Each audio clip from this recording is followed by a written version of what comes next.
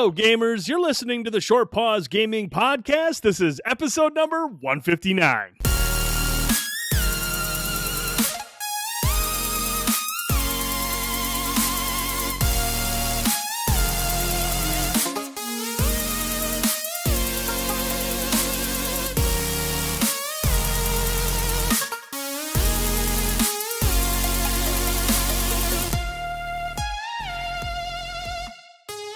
And welcome back to another edition of the Short Pause Gaming Podcast. I'm Brent Felsing. Joining me tonight, Benjamin Boyce. Just a two-man show. Frankie and Bender are both off this weekend. Hopefully we'll get Bender back next week. Frankie is moving right now, so I'm not sure when we'll get Frankie back. Possibly by E3. We should be able to get Frankie back, hopefully sooner, but obviously Frankie's got to take care of what's going on his end, and we love Frankie, we love Bender, and we'll get them back on shortly. But for today, for this show, it's just gonna be Ben and I. Ben, how you doing, buddy? Doing all right, man. We as long as Skype cooperates here, we'll be just fine this evening. Oh man, fingers crossed, because right now Skype is just doing whatever it wants. The machines are taking over. It's developing some sort of AI, and it's like, hey, let's with Brent tonight. This is it, dude. Skynet is a reality. Yeah, it's happening. It's unbelievable. Outside of Skype issues, we were off last week just due to scheduling and all sorts of stuff going on. We couldn't make it happen, but we're back here this week. What's going on with you, man? What have you been doing in the meantime? Just same old, man. It's a last weekend power issues. Mm-hmm. So I lost power for a day. That really I lost it on the day we were going to record the podcast. Then I had something else going on Saturday. You had something on Sunday. We just couldn't get things to work out. So I know it's been a little bit sporadic with our regular content on the site. I wasn't able to do an indie spotlight because Destiny. So we've been a little bit off on the kind of stuff that you come to expect from us on a weekly basis. But we're back on track now. Got a podcast going up this weekend. We'll have the indie spotlight back on track on Tuesday. So I'm looking forward to kind of getting back to a normal schedule with this stuff. But outside of that, man, working, doing that kind of stuff. But the only gaming thing is Destiny. Yep. That's what we're doing right now. That's what I'm in the midst of. Obviously, Warmind just dropped. We actually did a tower talk. It's up right now. We recorded it prior to the podcast this evening. So you can hear all of our thoughts on what we thought of Warmind and what we thought of the campaign, what we think of the 1.2.0 update, everything that's going on with Destiny.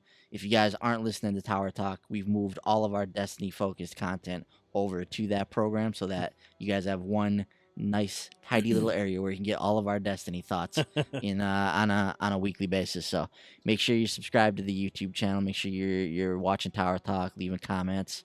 Liking the video, all that kind of stuff. You know, we want to keep making those videos for you guys, and hopefully you're enjoying them. Mm-hmm. Absolutely, yeah. And that's pretty much all I've been playing. And I tell you what, dude, I've been playing it a lot. I'm running on fumes. Yeah. I got about 2 cups of coffee in me right now, so I'm ready to do this show. But yeah, a lot of Destiny 2 stuff, and like Ben alluded to, we discussed it in depth on the Tower Talk episode 5. It's available now. You can see up in the corner right over there. You'll see a little thing that right there. It pops out.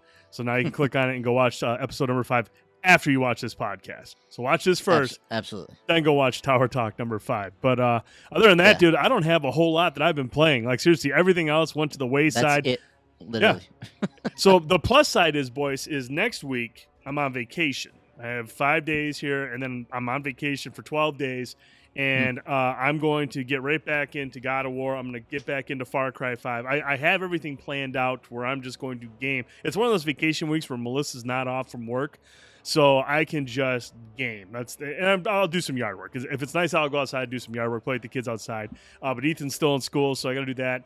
My in-laws like to see Anderson during the week, so I take him over there once in a while. So I'm going to have some time next week to get caught up on these other games. But right now, it's just Destiny 2, dude. The grind is real. Must be nice, man. Yeah, and not to rehash everything we talked about on Tower Talk, but just to kind of sum up our thoughts on Warmind. We've played through the campaign, and the campaign is very lackluster in Warmind. It's really a disappointment from a story perspective. Obviously, the act of playing Destiny is always and will always be fun. It's fun to pick up a gun and shoot things in Destiny. So the act of playing through Warmind is fun. But the story and the narrative really leaves a lot to be desired. But I have a sneaking suspicion that most of the hardcore Destiny faithful probably at this point understand that if they do get a good narrative from one of these DLC packs, it's just like a blessing. Yeah. So they just kind of take it as icing on the cake. But I believe the majority of the hardcore Destiny faithful will be really pleased with what they're getting from Warmind. Everything outside of the campaign, with the secrets and the new explorable space, and these new endgame activities with the escalation protocol and the new prestige nightfalls and the new raid layer and all this kind of stuff that's going on. Like, this kind of stuff is going to get the community excited, and there's definitely a much bigger element of the grind in this game here with this DLC, especially with the new loot that they've added, the new like specific loot, like the exotic weapons, the escalation protocol rewards, the different secret rewards and quests that you get on throughout the game. So there's a lot more there than was there previously in terms of like that nightly grind that people really love with this game. So I do believe that this will appeal very much to the hardcore Destiny crowd, and I think they're going to find a lot to like with Warmind outside of the abysmal campaign.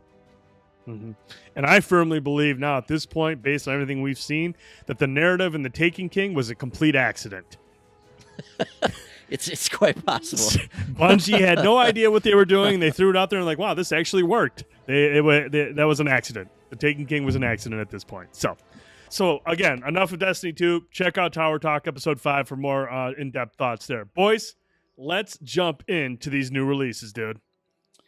Yes, there's actually quite a few games coming out this week, Brent. Not a like big like God of War type of game, but a lot of independent titles, a lot of smaller titles, some good stuff on the docket for this week. So let's get to our spotlight releases for this week. First and foremost, I want to touch on Dragon's Crown Pro. So this comes out Tuesday. This one kind of snuck up on me. I mean, obviously with everything else going on in the video game world, didn't realize that Dragon's Crown Pro was right around the corner. So this is the updated version of Dragon's Crown, obviously, which was a very popular game on the PS3 and Vita. Brent, I believe you have some experience with Dragon's Crown. I believe with this version of the game, we're going to get some PlayStation 4 Pro support. We're going to have some 4K visuals, 60 frames, that kind of stuff to go along with this game. So Vanillaware obviously makes a very good looking game, and to see a game like this with the hand drawn, like painted look brought to life in the 4K resolution at the high frame rate, in a very beautiful just hack and slash RPG that Vanillaware has put together here, I'm pretty excited to get my hands on this. What's your thoughts now that Dragon's Crown Pro is coming out this week? Yeah, I'm definitely interested in picking this up. It's a beautiful looking game. I played it on the Vita. It's a wonderful game. I never ended up beating it, but judging by what we saw in this trailer here, they actually ran a trailer where they showed the differences between the old version and the new version, and it looks absolutely beautiful. The really? changes to it, the 4K version. Yeah, it looks really, really good. So really looking forward to checking this game out on the Pro. I'm not sure if I'm going to pick it up this week, but I will definitely jump into this game at some point because I really enjoyed what I played on the Vita. Yeah. This is one of those games I pre-ordered. It had the like the whatever edition they call it. I forgot, hardened edition or something like that. They had a special edition, came with a steelbook and stuff. So I thought it was a cool looking package, so I grabbed it. So I will be picking this up on Tuesday. Probably no way I actually play it, but it'll be there if you ever want to hop in and do a co-op stream or something. I'll be ready and willing for that. On the Switch side of things, Brent, Battle Chasers Night War finally making its way over to the Switch this Tuesday. So obviously this is a game that Frankie really, really likes. He's been looking forward to it coming over to the Switch. You can play it on the go. I actually haven't played Battle Chasers yet, but obviously it's been a popular title that a lot of people, even outside of Frankie and yourself, really enjoy. So a lot of people are excited that it's going to be on the Switch. It's going to be available in a portable setting now, so you can carry it with you wherever you go. It's a big game. There's level grinding and a lot that goes into this, so it seems like a good fit for the Switch. What's your thoughts on Battle Chasers Night War coming to the Switch? I am picking this up this week. I really enjoyed what I played on the PS4, but it got, there were so many other games coming out at the time I had to set it aside.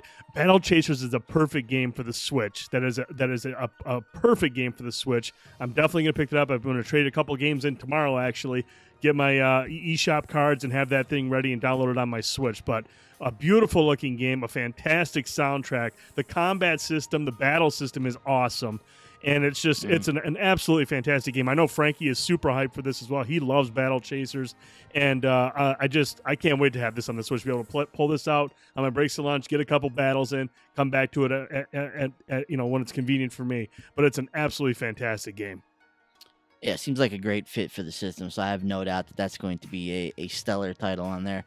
Are they shooting for 60 frames on the Switch? Do you know? I don't remember. I would seriously doubt that. Probably not. Yeah, because even on the base PS4, I think it said like you can get 60 frames in game, but like even going around the map, you couldn't get the 60 frames that the Pro could handle. So I'm going to assume the Switch, unless there's just a major hit to like visuals, I'm going to assume that's going to be 30 frames.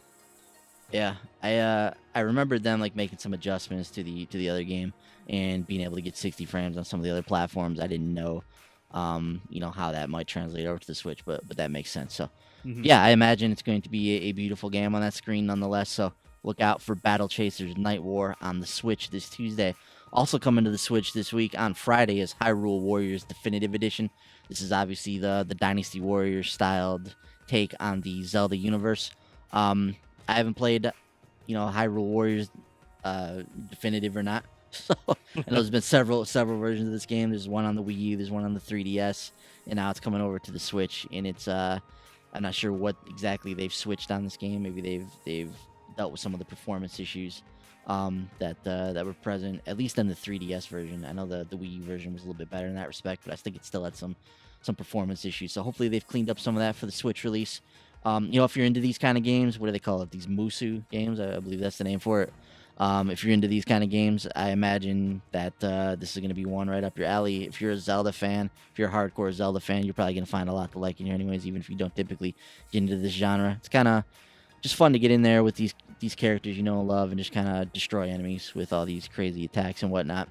So that'll be out this Friday. Brent, do you ever get into these games, man? Is Hyrule Warriors of any interest to you? None. Sweet. Cool. So if you're interested in that, grab it this Friday. One other thing we want to know here, Onrush Open Beta, available Thursday through Sunday on the PS4 and Xbox One. This is that new kind of almost looks like a spiritual successor to MotorStorm. Yes. Developed by some of the former MotorStorm developers over at Codemasters. This one's got a lot of potential. So if you're at all interested to see what this one's about, check out that open beta starting this Thursday. And then there's a trio of titles, Brent, I want to highlight in the independent space. That's Omen Sight, Goner, and Wizard of Legend. All three of these coming to the PS4 on Tuesday. The Wizard of Legend game also coming to Xbox One and Switch. Goner is already available on Switch. I'm not sure if it's already available on the Xbox One or not. But very cool looking games here, man. So Omen Sight, Frankie's actually playing through it for review right now for us for the website. This is a gorgeous looking video game, man. It's made by the guys who made Stories, the Paths of Destiny, I believe it is. Paths of Destiny. So, which was a really cool game if you remember, man. Yep. It had this Arkham style of combat to it. It had a very cool branching narrative that you could change based on the decisions that you make. Really cool cast of anthropomorphic characters. So I really dug Stories, man. That was a really cool game. So very curious to see their next title here in Omen Sight. Just a gorgeous looking game though. It looks almost like God, what was that game? Necro something that came out. We played it on the Spotlight. It was that. It wasn't terribly good, but I remember it has the same visual style as that game. Yeah, man. Why can't I think of the name of that game? It's Necro something. Is it Necropolis? Necropolis. That's what it is. Yep. Necropolis. Yeah, which was a like a Dark Souls style game, but in this kind of like, I don't know how to describe this angular, dark like visual style that's really striking. Omen Sight has that same kind of look to it. It it looks like it's got some exciting combat in it, a la what we saw from Stories. And they mentioned with this game, Brent, that they want to take some of like the branching narrative style that they imparted in that game and kind of take it to the next level with Omen Sight, where your choices actually have consequences that matter. So with Story, you could go back and you could see all the different branching paths to the story and see how all the story could have played out in a number of different ways. With Omen Sight, it sounds like you're locked into your choices. So whatever choices you make, that's how the game's going to play out in that particular playthrough.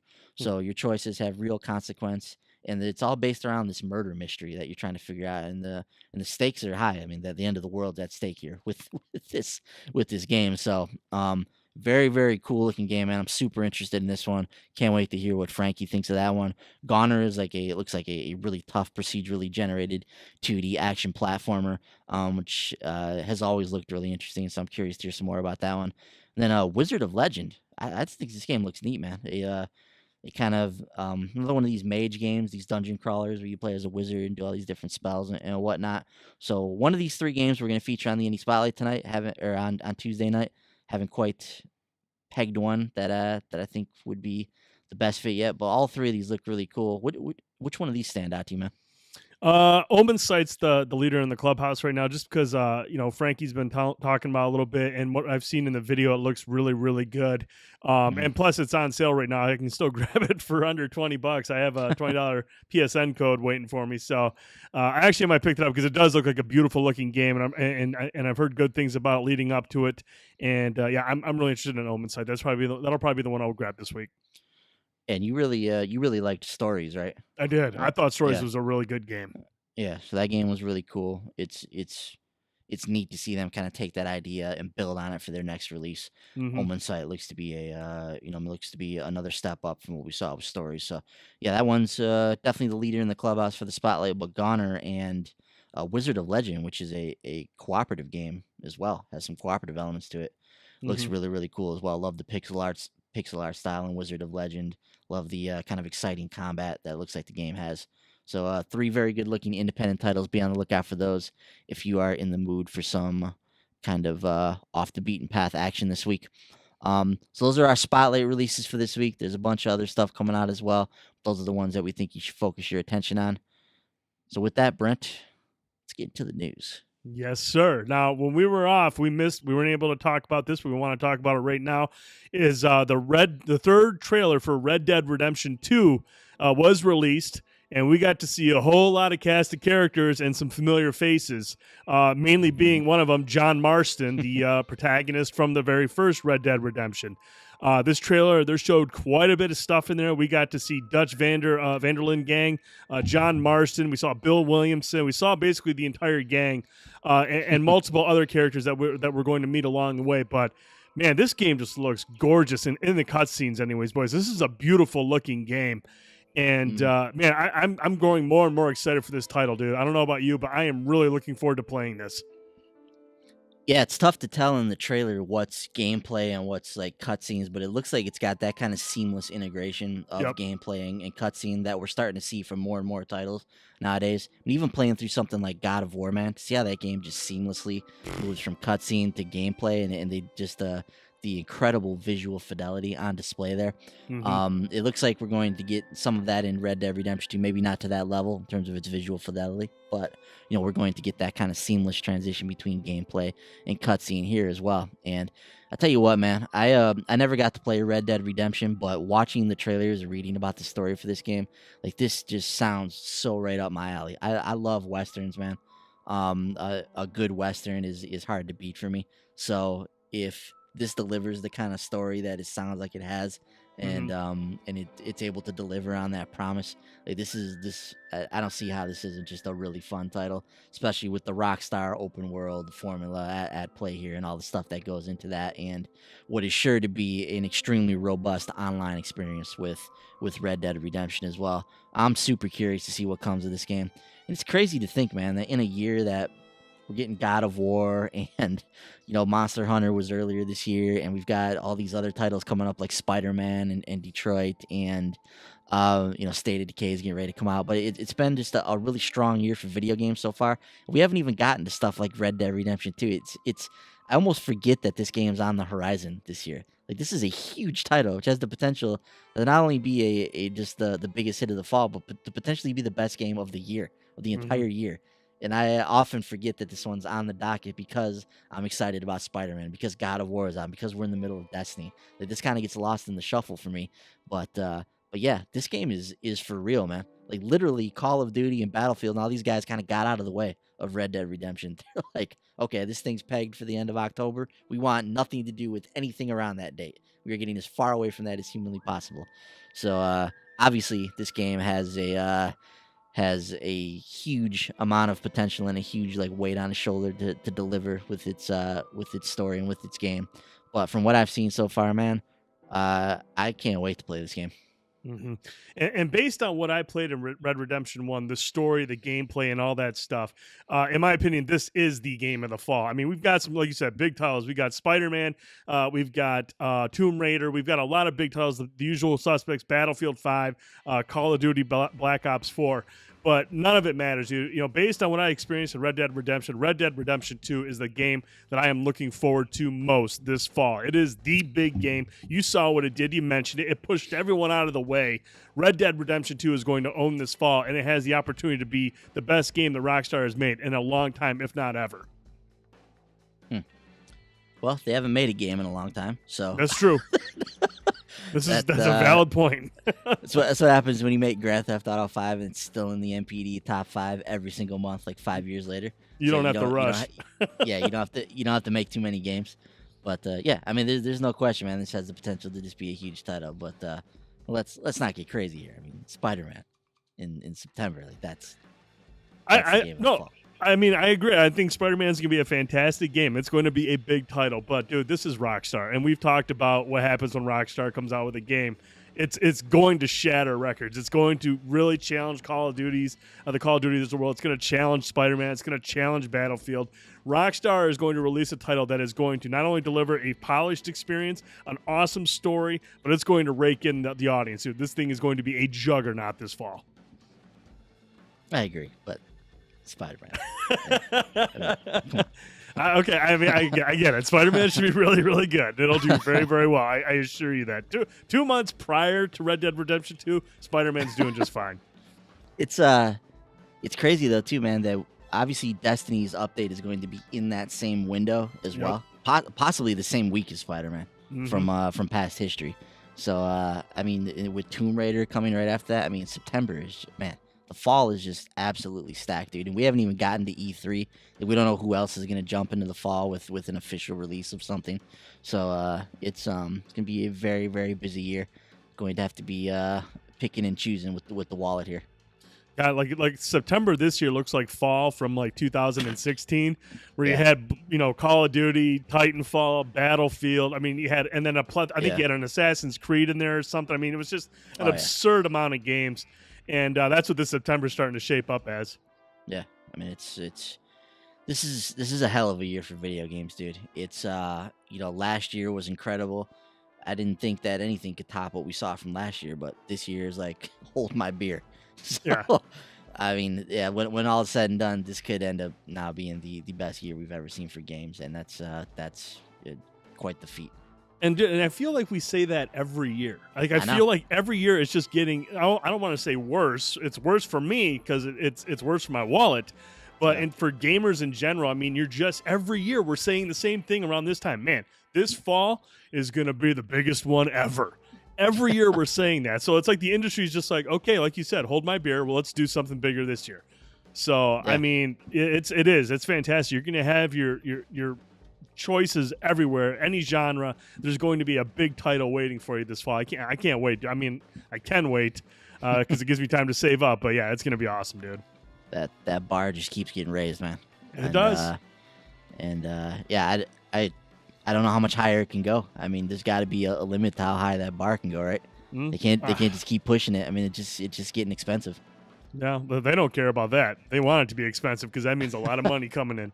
I mean, it's expensive for them to make. I mean, how much further can you go with this? I guess for some of these studios, I mean, is there a limit for somebody like Rockstar? I mean, hell, they could do whatever. They can make a $500 million game if they want. They don't care. They're gonna make the money back. Yeah, they will. I mean, that's the model, and that model right there seriously tells developers, do what you want. And publishers will go to developers, do whatever you need to do. As long as we have some kind of model that replicates what Rockstar is doing, these developers can be like, yeah, man, we wrote us a blank check. Just rock it up, make it the best game you can, and hopefully, if it fits that model, if it's as successful as Rockstar, there's no risk. If they have something in place like Rockstar has, there's no risk. You can do whatever you want. Yeah, man, I was reading about Infinity War today, and the budget for that film was $332 million. peanuts compared to what it's made already. $332 million. Yeah, and they probably didn't blink an eye at that. They're like, No. okay, cool. We're gonna make 1.5, maybe $2 billion on this film. $350 million is chump change. Yeah, and that's years ago, like to even fathom a $350 million motion picture was just like, yeah, right. That's way out of the spectrum of possibility. Mm-hmm. But now these films are making billions of dollars left and right. And it's like, okay, $350 million, $330 million, 400, 500 million. Who cares? This thing's just gonna rake in endless amounts of money, and that's kind of the situation Rockstar's in. When they release a game and it sells every single month for 5 years straight, and it's in the top 10 games, like they don't care how much that game costs. No, not at all. So what we're gonna find out though this fall, dude, it's gonna be exciting. I can't wait. A lot of great games coming out. Red Dead Redemption 2 looks great. That trailer was awesome. Really excited to see what's going on with the gang. Obviously, this is going to be a prequel of sorts compared to Destiny, to Red Dead Redemption. Freudian slip. Freudian slip, man. But all right, now let's move on to this next topic. This next topic is really interesting. Earlier this week, Walmart Canada leaked an image on their site that showed a plethora of games that are not announced, that a lot of people presumed were these are E3 titles. And what's funny is just today, Walmart came out and said that stuff went out accidentally. So they almost like pretty much just confirmed everything on that list is really happening. Mm-hmm. That's that when Walmart comes out and confirms that was an accident, that just indirectly says, yeah, that's legit. Those are real. Was that their exact quote? They were like, it was an accident that we sent it out. Here's the comment from Walmart. Walmart experienced a technical glitch that allowed certain items to be posted to our website for a short period of time. Annika Malik, Director of Corporate Affairs for Walmart Canada, told Motherboard in an email, the items posted were speculative in nature and only game publishers can confirm the announcement of a release. We apologize for any confusion this has caused. Like the gaming community, Walmart looks forward with anticipation to those announcements. So, okay, that's cool. Sure, they can say it's speculative, but here's the thing, man. I'm going to keep track of how many of those show up at E3, and then we'll just know at Walmart it's not speculative. It's just we just pushed it out way too early. So yeah. I thought that was an awesome response because it almost just indirectly says, yeah, these titles are legit. And as you can see, boys, there are some big titles on these screenshots, dude. There's also some weird stuff on here. So yes, one of the things in particular, Forza Horizon 5. So obviously we haven't got the Forza Horizon 4 yet. So right. we've kind of got to get the 4 before we get the 5. There's also Dragon Quest 2 on here for PS4 and Xbox One, which is a very strange. I mean, Dragon Quest 2 is an NES game from years and years and years ago. I don't know in what way, shape, or form they'd be at a Dragon Quest 2. Maybe it's Dragon Quest Builders 2. I don't think Builders 2 has come out yet. Maybe that's what they're getting at. But yeah, obviously there's other stuff on here we know about. Obviously Division 2, The Last of Us Part 2, even the Final Fantasy VII remake. Like we know that this stuff's coming. Lego DC Villains. This was something that we saw leaked a while ago. So to see that on the list here, we know that that's something that's kind of in the cards. But then we see things like Just Cause 4, Insurgency Sandstorm. Don't know what that is. It's a first person shooter. It's on PC. It's it's a tactical shooter. Gotcha. So there's that listed for PS4 and Xbox One. Splinter Cell. Obviously, we've long speculated that Splinter Cell could be, a return could be imminent, possibly at E3 this year. They've got that on this list. The Division 2 is something that's already been confirmed. Final Fantasy VII Remake is on here, which makes you wonder, are they getting ready to talk about this game maybe at E3 this year? Like, is there going to be some more information about it? Is that why that's showing up here? It's also listed on here for Xbox One as well as PS4. So another interesting wrinkle on things. But yeah, just a number of number of titles on here. Gears of War 5, a number of titles on here that people would be very interested to see. And yeah, it's crazy to me that they just speculated on this and put all these games out. It's strange how this stuff happens, man. But yeah, there's, like I said, the weird things though, like Dragon Quest 2 and Forza Horizon 5, that make me put some of this list in doubt. Like, I don't know about that. Now, one of the games on that list is Rage 2. And this is a title that Frankie loves. Rage. Okay, Frankie loved Rage. I played a little bit of Rage. I don't remember a whole lot about it to like be able to confirm that, but I trust Hmm. Frankie. And there is an audience for Rage. There is a group of people, a group of gamers that really enjoyed Rage, Yeah. and Rage 2 showed up on this list. And what's hilarious is Bethesda got into it. Hmm. Bethesda sent out a tweet that shows like the Walmart listing, and then all the errors are like, this font's wrong, this is wrong, wrong letter type, wrong font size, this should be all caps and all this stuff. And then they put like the big Rage symbol next to it. Yeah. And everyone just thought, oh cool, they were just having fun with it, that's all they were doing. And then it's almost like Bethesda was just like, okay, look, the cat's out of the bag. We're gonna run with this, and they started posting other images on Twitter, and one of them is a picture of Big Ben, the clock tower, and you can see it's smeared with the Rage pink. But the thing that was interesting is the time is set for 5:14, and there's been other images that have popped up as well that showed 5:14 somewhere on it. So everyone's now thinking that this Monday, sometime on Monday, Bethesda will officially announce Rage 2, which I guess wouldn't hurt. I mean, Rage 2, I wouldn't say Rage is a big Bethesda title. I think this is a title they can announce before E3, because there is an audience, though. There is an audience for it, but it's not one of their big, tentpole titles. I think you could easily call it like a cult title. Yeah, Like, it's a cult title. Cult classic title Sure. for a lot of people. Yeah, and so I think Bethesda is just like, hey, look, let's run with this. I mean, they probably saw the hype. They probably saw a lot of people talking about Rage 2, and they're like, hey, you know what? Let's cater to this audience. Let's give them what they want. We'll roll with this punch. And I thought they handled it incredibly well. They did very, very good. But just a hilarious string of tweets from Bethesda and the developer, the Rage account, and it was really funny watching that unfold this week. Yeah, it was interesting how they just took it and ran with it. And there's been, I don't know, there's been 6, 7 teasers at this point, and there's no question at this point. It's all pointing to Rage 2. Like at first, we saw the Big Ben, we saw the rocket going to space with the pink on it, and the rocket says 5:14 on it. 5:14 is in all of the images. The last one that just came out is a close up of somebody's like teeth. There's like 5:14 on the teeth in there. Yep. So clearly, Monday, something is going to happen in relation to Rage 2. I don't think there's any question at this point. They've basically all but confirmed Rage 2 will be a thing, and it will be unveiled on Monday. It makes me wonder too, like how much of this Walmart list is accurate? Like, did Walmart force Bethesda's hand in this? Were they planning to do this already? Did they just think like, well, it's already out there. Let's take this opportunity to get this thing out ahead of E3 so it doesn't, get drowned in all the other games that are going to be announced. Did Walmart force their hand? Like, what do you think this all means for that Walmart list? See, I think with Bethesda, is fantastic at marketing. Bethesda is one of the better publishers out there when it comes to marketing their games and getting people hyped and excited for it. And I'm sure Bethesda, maybe they did have something in place before E3.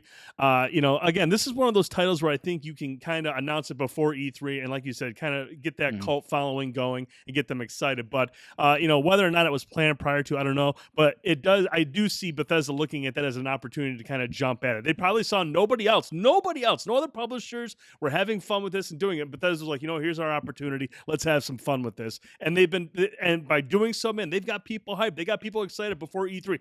E3, like you said, it's an exciting time for the big titles, but there's a lot of niche titles or smaller titles that can kind of get lost in the shuffle. Bethesda looked at this and said, look, we have an opportunity to score big here. Let's run with it. And I think that's just a brilliant move. That's why I like Bethesda so much, because they're so good at marketing and they take advantage of every situation. I agree with you 100% on that. Even if this wasn't the plan, they seized the opportunity to take advantage of this. And this is a title that will benefit from a reveal prior to E3, getting it out there. Like you said, people are talking about this title that wouldn't have normally been talking about this title.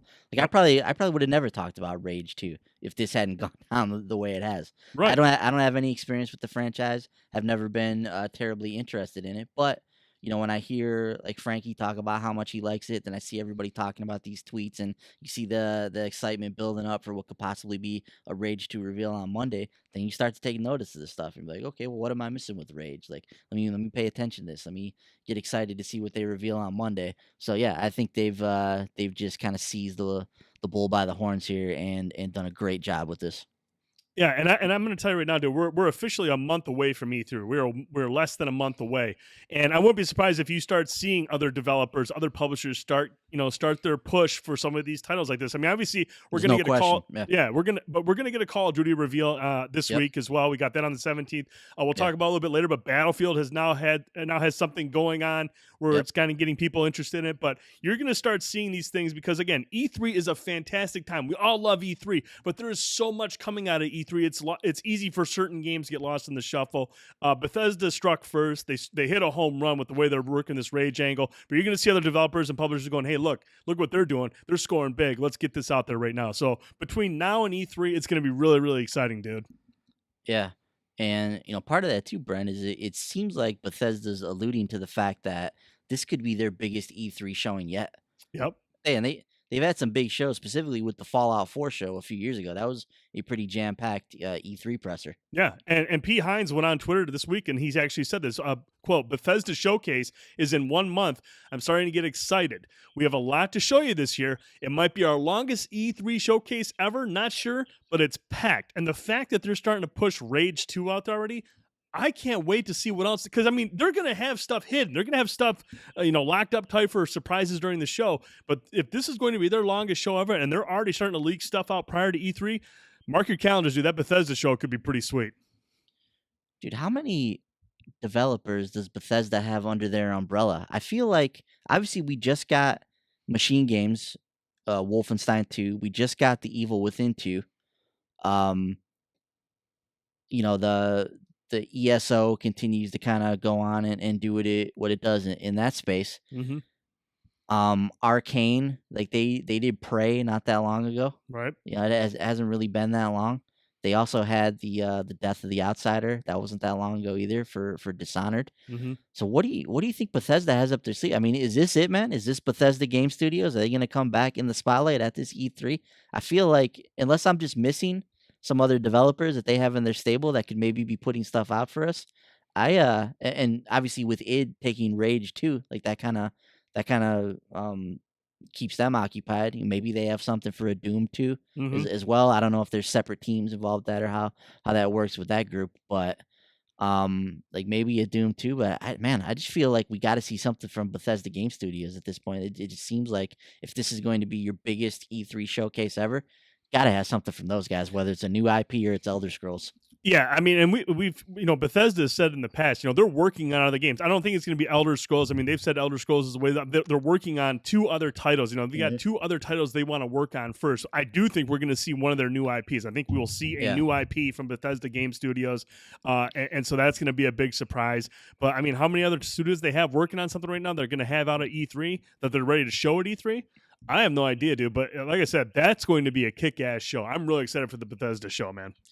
A lot of people were thinking too that rocket ship maybe is a foreshadow to that supposed Star Child or Starfield. I think that's the name of the game. Yeah. This rumored Starfield game that Bethesda Game Studios has possibly been working on. This like space RPG. Mm-hmm. So could that be a contender to be what we see at E3? Wasn't it last E3 that somebody thought they saw a poster of that game or something being set up in the hall? Yeah. I remember that, and I thought I couldn't remember if they debunked it or not, but I do remember seeing that. I remember that footage, but I can't remember if that was debunked or not. I'll have to research that, but I want to say it was, but I can't confirm it right now.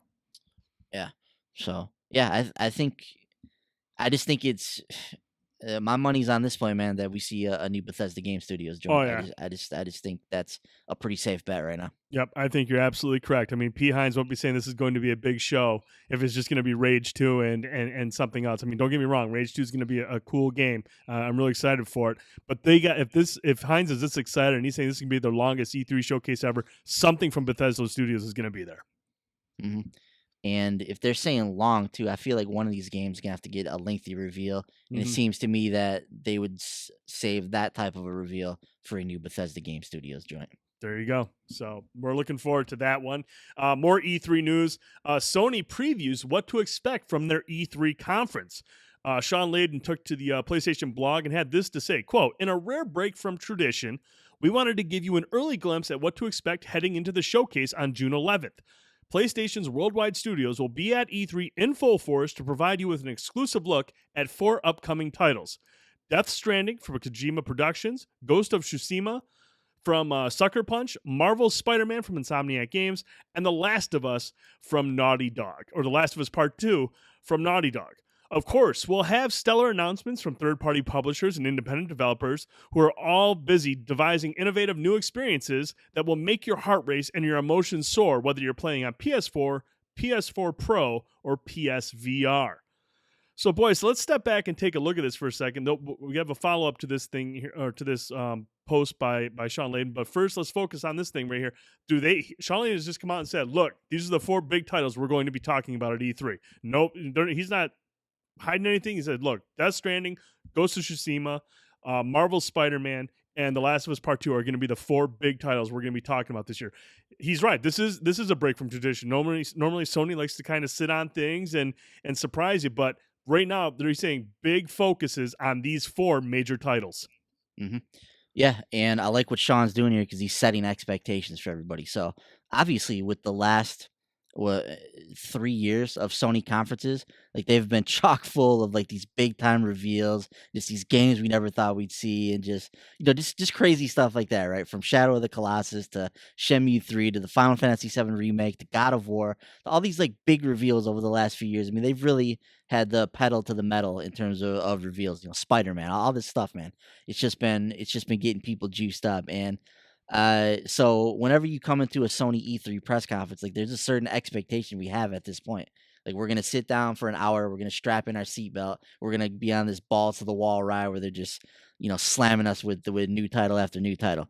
So I like that Sean is coming out ahead of this and be like, look, we're gonna do things a little bit differently this year. And from what it sounds like, I actually listened to the interview he gave on the PlayStation blogcast in regards to this, and it sounds like what their goal is to have like deep dives into these 4 particular titles. So they really want to showcase these games. So I could see lengthy 5 to 10 minute segments for each of these games that hone in on like a gameplay segment. They have developers on the stage, talking about the game, and like it's not just a trailer for these games. Like there's really people out there talking about it, showing gameplay sections, like giving us a real glimpse of what to expect from these games. And I could think of no better games to take those 4 spots than these ones here. Obviously, Spider-Man's getting ready to come out, but it's going to be such a huge title for them that just behooves them to show it on the stage here. I think Days Gone is in the Game Informer headlines right now, and there's a lot of content coming out from that right before E3. So I think they took that as an opportunity. Like, look, Days Gone just had a month of spotlight. We just showed a whole bunch from that title. Doesn't make a whole lot of sense to go right back in a couple weeks later and show some more stuff for that. It's going to be redundant. So they kind of got that out of the way. The one missing piece in all of this, I think, is Dreams. Like, where does Dreams fall in? Is this still a 2018 title? Is this game going to be lost in the shuffle once again? It had such a stellar showing at the PlayStation Experience and at the Game Awards that the time seemed to be ripe for that game to kind of grasp that momentum and build on it. But we haven't heard anything about that game since then. So they kind of dropped the ball on that. They should have tried to keep that game in the headlines, keep feeding us information if it was going to be ready to go this year. Maybe it's even farther off than they thought it was going to be. But yeah, curious to see what becomes of that. Also with this, Brent, people kind of blew this out of proportion, I think, and ran with this when this story came out. But this is still going to be like an E3 press conference. Oh yeah, they're still going to be on the stage. They're still going to be showing games. There's going to be people in the audience. This is not them just giving up on the E3 press conference. There's going to be reveals from third-party publishers. And I also like that Sean specifically mentioned independent publishers. Yes. So one of the things Sony's been criticized with in recent years is taking the focus off of the independent developers on the E3 stage. So obviously they have a special relationship with a lot of these developers. They've put a lot of these games on their system over the years. So I like that they're committed once again this year to having at least some type of a segment dedicated to independent games on the E3 stage. I think that's really encouraging to hear that as well. And then the big thing with all of this, Brent, is I think clearly with Sony coming out and letting us know what type of a press conference they are going to have, this is clearly winding down the PlayStation 4 generation. It has to be. If they're not going to show us any new worldwide studios games, like they're gearing up for the next generation of PlayStation right now. And it makes you wonder, if they don't have any new first-party titles to show us this year, if they want to show us a new first party title next year, it's got to be a PS5 game. Mm-hmm. So like, do we see the PlayStation 5 revealed at E3 next year? Mm-hmm. They've come out and said that there will be no hardware shown at this show. Right. We all pretty much guessed that, Yep. right? We didn't think that we'd see any hardware from Sony this year, but now it makes it look likely even that next year maybe there's a reveal prior to E3. Maybe we get the February reveal. Maybe we get the May or March, something like that, reveal prior to E3, and then we dig into the game and the system a little bit more at E3. It looked very likely, man, that we could be seeing the PS5 on the docket for next E3. Mm-hmm. Maybe even for a fall release. I don't know. Man, I'd be shocked with that. But here's the thing, like, and Frankie actually mentioned that on Twitter today, and Frankie wrote something along those lines. He said, "Hey, look, this, he's cool with this lineup. He's cool with Sony revealing this, and these are very likely going to be the PS4's swan song titles. I mean, because for them to come out and say, look, here's what we're talking about. I mean, obviously, if they're working on any first party stuff, they can't show it at E3 here and be like, this will be out on PS5. They can't." So they're working on these titles. They're going to show these big titles. Now, we got Spider-Man coming out this year, but next year, it's looking now like we're going to get Death Stranding, Ghost of Tsushima, and The Last of Us Part 2. Those are going to be 2019 titles. And, dude, that very well could be it. I mean, we got Days Gone in March, correct? Days Gone is also a 2019 title. They just said early 2019, so I think March is a safe bet. So March there. So and the way PlayStation does stuff, the way they release their titles, we could see one in March, we could see one in May, we could see one in June, or in July or August, or one more in September. Go one more big bang with your first party titles at E3. Announce the PS5, and then if that's the case, man, I gotta believe they're not going to announce the PS5 for fall 2020. If they're not showing any new games this year, if they're going to show a PS5 next year, they're going to say here's the games that are coming to it. And I would anticipate that would be a March 2020 launch for the system, because there's no way they'd be able to say, hey, look, we don't have any more. If they had more first party games for the PS4. They would announce them at E3 this year. They would say, hey, look, this is coming out soon for the PS4, which would cover you through 2019 or late 2019, early 2020. But they're not going to do that. And so they're not going to skip that opportunity and then come out next year and be like, hey, we've got all these titles planned until late. I just feel like I think you're onto something. I think PS5 will get a teaser of some sort of E3 next year. PlayStation Experience, maybe a big reveal there, and then possibly a spring summer launch for PS5. I feel like that's the road they're going down. Yeah, do you think that they would launch PS5 outside of the fall? I mean, just the way I'm trying to imagine how they're doing this. Like, if this E3 is these 4 titles, which are swan song titles, and they can't talk about anything else because they're PS5 titles, they're not going to go from March, from the middle of next year, whenever after they release the last of these 4 titles, all the way until fall 2020 with no major first party games. There's no way they would do that. I feel like they would just, okay, look, March, 2020, here comes the PS5. I just can't see them going a big gap from E3 next year to fall 2020 with no major first-party PS4 titles to announce. I guess the follow-up question of that would to be: are any of these titles 2020 games? You think? Like, could we see Death Stranding in 2020? Could we see The Last of Us Part 2 in 2020? Like, is that a possibility? I think out of all these titles, I think Death Stranding is the most likely 2020 title, and I could see that being the one of those games where they're like, hey, look, it'll run on the PS4 and PS4 Pro, but you're going to get a PS5 version as well. Because we've seen the videos. This is going to be a very demanding game. And I feel like this is the one that's probably been in development the least amount of time compared to the other ones. So I wouldn't be surprised if Death Stranding is not only a late or a 2020 launch, but also a launch title on the PS5. Yeah. I think, too, Sony is obviously privy to what third parties are working on their machine. Mm-hmm. So they can easily look at the schedule and be like, okay, well, Cyberpunk 2077. Right. Like, this is a game that's going to come out. It's going to do gangbusters. It's coming out at this particular time. We don't need to release a first-party title around that game. That thing's going to come out. That thing's going to sell like gangbusters. That's going to drive sales on our system. Mm-hmm. And they could even be looking at partnerships with third parties in that way, like they do with Destiny. Like, maybe there's another Destiny on the horizon that they have that they're like, all right, this game's going to dominate this portion of the release schedule. So they could simply be privy to what's coming out, and even if Death Stranding comes out in March 2020, like they could easily release Death Stranding in March 2020. That'd be the last like first party PS4 game. Then in the fall of 2020, we see a PS5 get released and come out with all new first party titles that people have been working on for years. Hmm. Because they're going to have at that point just an embarrassment of riches in their first party lineup for people that have not bought the system yet. They're Hmm. going to have even something like Bloodborne 2. Hmm. Like what was that From Software teaser that we Right. saw at the Game Awards? Right. Like, that could be something on the horizon. Hmm. Possibly even, I know they mentioned third party publishers here. I don't know if obviously that would qualify as like a second party publisher. Maybe we don't see it at E3. Maybe we see it at the PlayStation Experience. I don't know, but I feel like they have enough firepower in their arsenal right now with their first party titles and with all of the third party games that they know people are working on, that they could kind of stretch this out over the next couple years and get us to a fall 2020 release Hmm. for the PlayStation 5, which I think if they do release a system, I think it's going to be the fall. I don't see them going the March route Hmm. like Nintendo did. Sony's released all of their consoles in the fall. It's always been very successful for them. I don't see that changing anytime in Hmm. the near future here. So I think PS5, if we don't see it in 2019, it's a fall 2020 system, and then we kind of go from there. The only reason I thought maybe the PS5 could be possibly a spring title or a spring launch for the system is just because the way Sony has approached the release of their software. Yeah.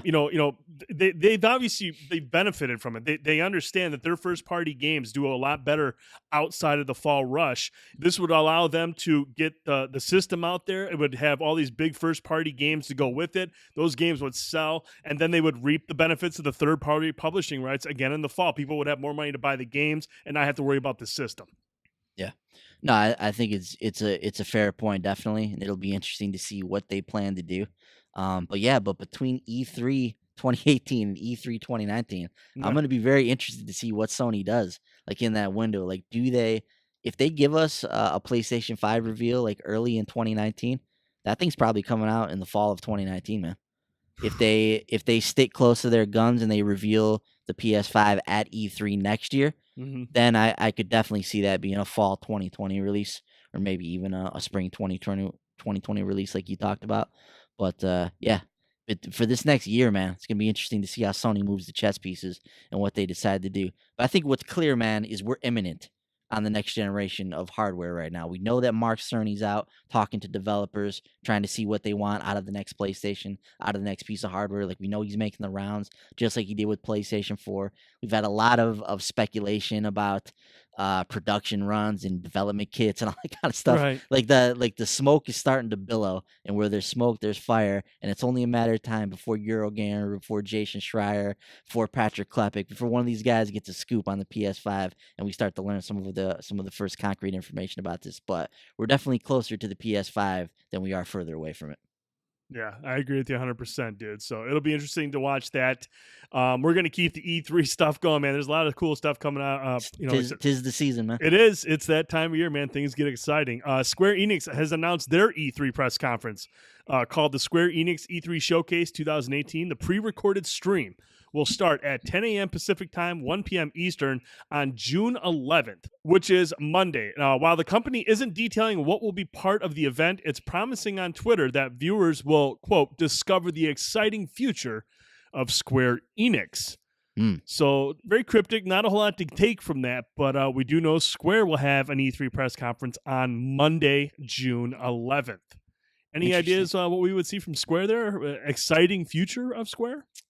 Boy, I sure hope Final Fantasy VII Remake is in the cards for the Square press conference. I would really like to see that game. Deep down though, I feel like that game's probably really far away and nowhere close to being ready for consumer consumption. Mhm. So, but clearly we're gonna see Shadow of the Tomb Raider. I think that's a safe bet. That thing's gonna be there. Maybe Just Cause 4, like we saw in the Walmart leak. Maybe that's a safe bet to see there. Yeah, they've got to have some kind of RPG stuff at a Square conference. And I don't know, man. Kingdom Hearts 3, I think it's a safe. That's another thing. Kingdom Hearts 3 is supposed to come out this year. It's supposed to be a 2018 title. That's another game that does not have a release date and could be added to this very busy fall. So we could see a release date for Kingdom Hearts 3. That's a very definite possibility. the trailers that they've shown recently have looked very good, very polished. So I feel like that game is coming along swimmingly. But yeah, my heart would love to see Final Fantasy VII remake. My head says it's not going to be there, but that's the one I got my fingers crossed for. Well, I hope it happens for you, buddy. I almost said Hitman, but I'm like, oh no, that's not a thing anymore. Nope, nope. That's gonna have their own press conference for that for the future. So when we see an IO E3 press conference announced, then we'll know the next Hitman's coming. Can you imagine if IO ran out there with their first E3 press conference ever? Yeah, I can't, but that would be interesting. Yeah. Also, I mean, I was thinking Deus Ex. You think they would do something with Deus Ex, but I feel like we're nowhere near getting anything from them. Out of all the titles that didn't do well, I fear that Deus Ex is the one that probably won't see something from for a while, which is a shame because Mankind Divided was absolutely really, really good. So yeah, kind of a bum rap for Deus Ex. Hopefully we'll see some more Adam Jensen sometime in the future. Mm-hmm. We could see we could also see the next like Tokyo RPG Factory project. So the guys who made I Am Setsuna and Lost Sphere, like we'd see what they're up to next, kind of keeping the traditional, old school JRPG alive over at Square Enix. But yeah, there's any number of things they could show. I think Final Fantasy is going to be there in some respect. It always is at these things. It just I just hope it's Final Fantasy VII remake. Fingers crossed, buddy. We're going to talk about Shadow of the Tomb Raider for just a moment. Speaking of those budgets we talked about earlier, Shadow of the Tomb Raider's budget is reportedly $75 to $100 million. Whew. For a video game, dude. Eidos Montreal boss David N. Fonzie has revealed that the Tomb Raider is costing between $75 and $100 million to develop, with an extra $35 million thrown on top for marketing. This is what David had to say, quote, "So there's definitely a pressure. We cannot avoid it, but at the same time, for us to have these incubation projects and try small things, that gives us the opportunity to test, prepare, and secure some stuff and remove some risk." Boys, what's your thoughts, man? $75 to $100 million for the game, and then, top it off for $35 million marketing. Man, $35 million's a lot. If I had to guess, that's a pretty high budget for a video game. I mean, I don't know like what something like God of War, or like a Legend of Zelda, like what some of these big like first party titles draw. But man, $35 million for Shadow of the Tomb Raider seems like a lot for marketing. Obviously, they're going to put all of their horses behind this game, and it's going to be coming out at a very competitive time, man. That's why you're seeing Spider-Man's going to be out. Spider-Man, the Destiny 2 DLC, whatever else drops right after. I know September. What else is in September after? Spyro's in there, but I don't know that that's going to be too much of a an issue for Shadow of the Tomb Raider. But yeah, I know like that week there, it's like Spider-Man, Destiny, Shadow of the Tomb Raider, Spyro. They're all like one after the other. And then you've got Call of Duty and Battlefield looming in October. So that's why $35 million of marketing comes from, because they know, hey, look, we're going to have a very small window here to really push a lot of units. We're going to have a lot of competition from other developers, other publishers, first party and third party. We need to make some noise, and that's where $35 million comes from, dude. I think part of that too is they have a marketing deal with Xbox as well for this game. Yep. So that's probably a smart move for them, because Xbox, they don't have a big title to push in that window. So they can really put their full weight behind Shadow of the Tomb Raider. They can put out Shadow of the Tomb Raider Xbox One bundles and like get people really behind this title on that platform. And they've almost got a built-in kind of extra marketing budget from Microsoft in that respect, because they don't have like a horse in the race in the first party aspect, so to speak. So I think this is a partnership that's probably gonna be very beneficial for both of them. So Tomb Raider, obviously the budget, and what we saw in these previews and what we saw from Rise of the Tomb Raider. I mean, these games are like, it happens for all these games. They're just getting bigger and bigger and bigger. The graphics are getting prettier. We got 4K images that we have that they're trying to push out to the 4K TVs. These games are going to be more and more expensive, so the budgets are going to continue to rise. Shadow of the Tomb Raider is in a tough spot this fall. I think it'll do well, but I feel like it's gonna be one of those games where it's gonna struggle to do as well as it should, and then Square's gonna come out like 2 months later and be like, it didn't sell what we were hoping it would sell.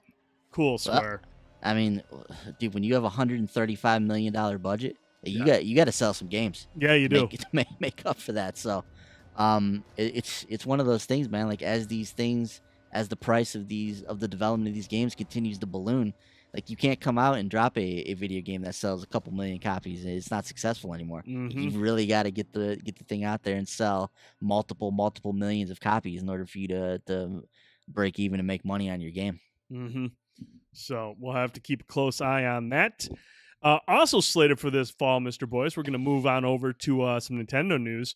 Nintendo Switch Online is launching in September. Officials have confirmed this, and we have a lot of details here.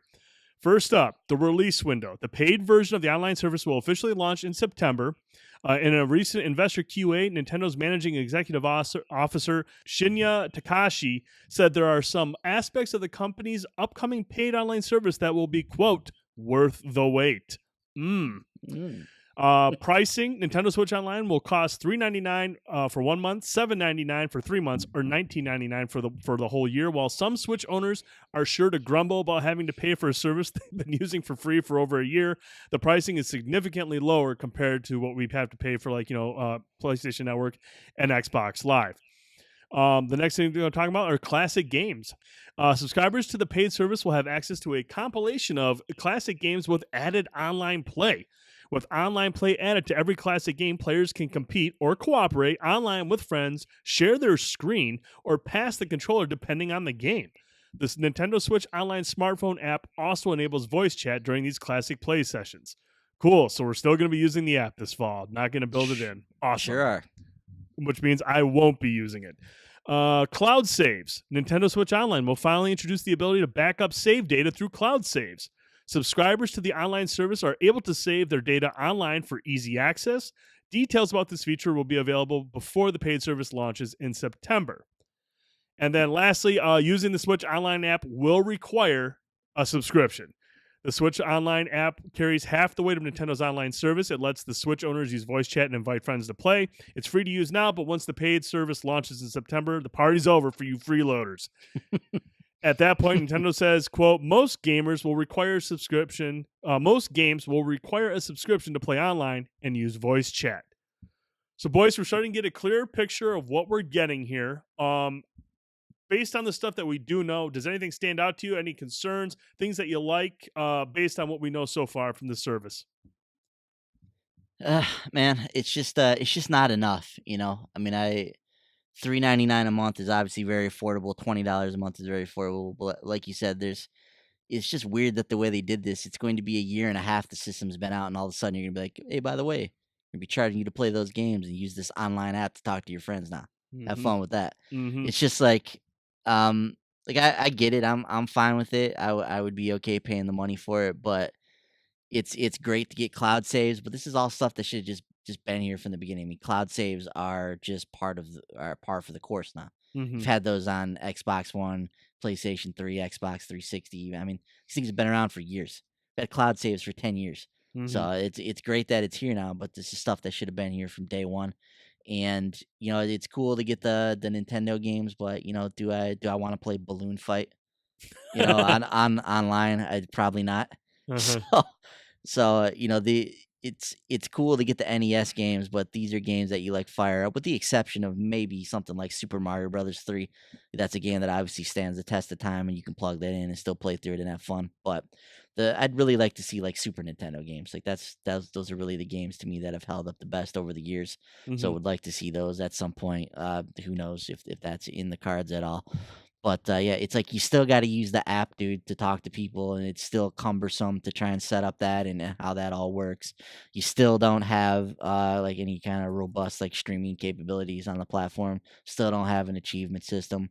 It's just still not there from what I expect from my platform holders service and online service. So cheap or not, you get what you pay for in this respect. And Nintendo has not shown any kind of adeptness with online play over the years. So even paying for what you're going to get from this, you don't even know what you're going to get in terms of their online suite, because it's been so just kind of dodgy over the years. So I don't know. Right now, I don't play the Switch enough for it to merit this, but I will be playing Super Smash Brothers, so I will probably pay for this service in order to access online for that game. Hopefully that's done right. Please, for the love of all that is holy, do Smash Brothers online correctly, Nintendo. I beg of you. But yeah, it's fine, but it's just not enough. Right. Well, that's okay because I mean, this fall, hopefully, we'll see the virtual console, right? Oh no! Unfortunately, Wah, wah, boys, we've got wah. an official statement from Nintendo, and I'm sure you'll be pleased. Oh boy, You'll be pleased if I read it again. I Quote sure will. from a Nintendo spokesperson who spoke to Kotaku in an email earlier last week. Quote, there are currently no plans to bring classic games together under the Virtual Console banner, as has been done on other Nintendo systems. End quote. Boys, you heard it now from the horse's mouth. No Virtual Console on the Switch for now. It's it's disappointing, man. It's disappointing just in from the respect that obviously we want old games on the Switch. Like it's a great place to have like Super Nintendo games, to have this collection of these amazing older Nintendo games that we can always have with us and carry around with us wherever we go. That was one of the things I was kind of excited about with the Switch because I was a Super Nintendo kid growing up, and as cool as the SNES Classic is, like I don't want to keep adding little micro consoles under my TV. Like I want to have all that on the Nintendo system I have right now. So give me some type of a curated, collection of games that I can have on my Switch. And they said that there's no plans for the virtual console. I'm pretty sure when the Switch was coming out, they said that virtual console was coming in some respect. So Mm-hmm. they've kind of backed off on that. My only hope with this is that they're just trying to come up with something better. Obviously, people have had issues with virtual console over the years. Some of the pricing has been suspect. The way that your purchases work, obviously, it has been a disaster. You actually have to buy the game every single time on a new platform. You can't just carry it over with you. So hopefully they're just doing this to come up with something better, and maybe they integrate this through the Nintendo Switch Online service. Maybe that's something they're working on. They're trying to just make a robust classic games collection on there. Like I'd be okay with that, but still, it's disappointing to see that there's no virtual console. There's no answers on what they're going to do with the classic games moving forward. Mm-hmm. And like I said, man, it's one of the things I was really excited about with the Switch, and just one more disappointment for me. And I guess it's my fault for thinking that Nintendo was going to be different with the Switch. I thought that they were going to start to do things a little bit differently. I thought they were going to get with the program with online. Thought they were going to have a better plan with what to do with their classic library and so on and so forth. Thought they were going to get with the program with achievements and all that kind of stuff, and Mm-hmm. making this online identity like all the other publishers have. But they're just not, and clearly I just don't have a connection with them anymore in terms of what they're doing. I barely play my Switch at this point. It's just sitting there waiting for Smash Brothers, and Mm-hmm. that's kind of what I'll be using it for in the future. But yeah, it's just disappointing to see that not only is Virtual Console not coming to the Switch, but they have no plans to even talk about what they're going to do moving forward. And to me, micro consoles and all this other crap like is not what I want to see. That's Mm-hmm. not how I want to consume these classic games. I want them in one spot so I don't have to put 75 different consoles under my TV. I Right. just want them on the Switch. You have a platform there that's perfect for these games. Just put them on there. Yeah. No, you're preaching to the choir, dude. It's a damn shame. In terms of the service, I'm sure I'll buy it. It's $20 for the whole year, so it's not really breaking the bank. And I'm gonna want to beat the hell out of you at Smash Bros. So, I'll definitely pick it up for that. I mean, that's pretty much the only reason I'm gonna use it for. I mean, there's not other than Splatoon. The occasional itch to play, and it's a very rare occasional itch. It's kind of an oxymoron. It doesn't make any sense. For the rare itch to play Splatoon 2. I really don't play too much online on the Switch as it is. So, the service again, I'm glad it's only $20 because it keeps my expectations low. And anything they add to it down the line is just a bonus in my eyes. So, What do you make of this quote? There are a variety of ways in which classic games from Nintendo and other publishers are made available on Nintendo Switch, such as through Nintendo Entertainment System, Nintendo Switch Online. That's all one word, by the way. That's all one thing. A Nintendo eShop or as packaged collections, the Nintendo spokesperson said. Nintendo Entertainment System, Nintendo Switch Online will provide a fun new way to experience classic NES games that will be different from the Virtual Console service, thanks to enhancements such as added online play, voice chat via the Nintendo Switch Online app, and the various play modes of Nintendo Switch. End quote. What hmm. do you make of that statement? This is It, this is in conjunction with them telling Kotaku there's no Virtual Console. This is just another Nintendo statement that it's confusing. It's not straightforward. You don't know what the hell they're talking about.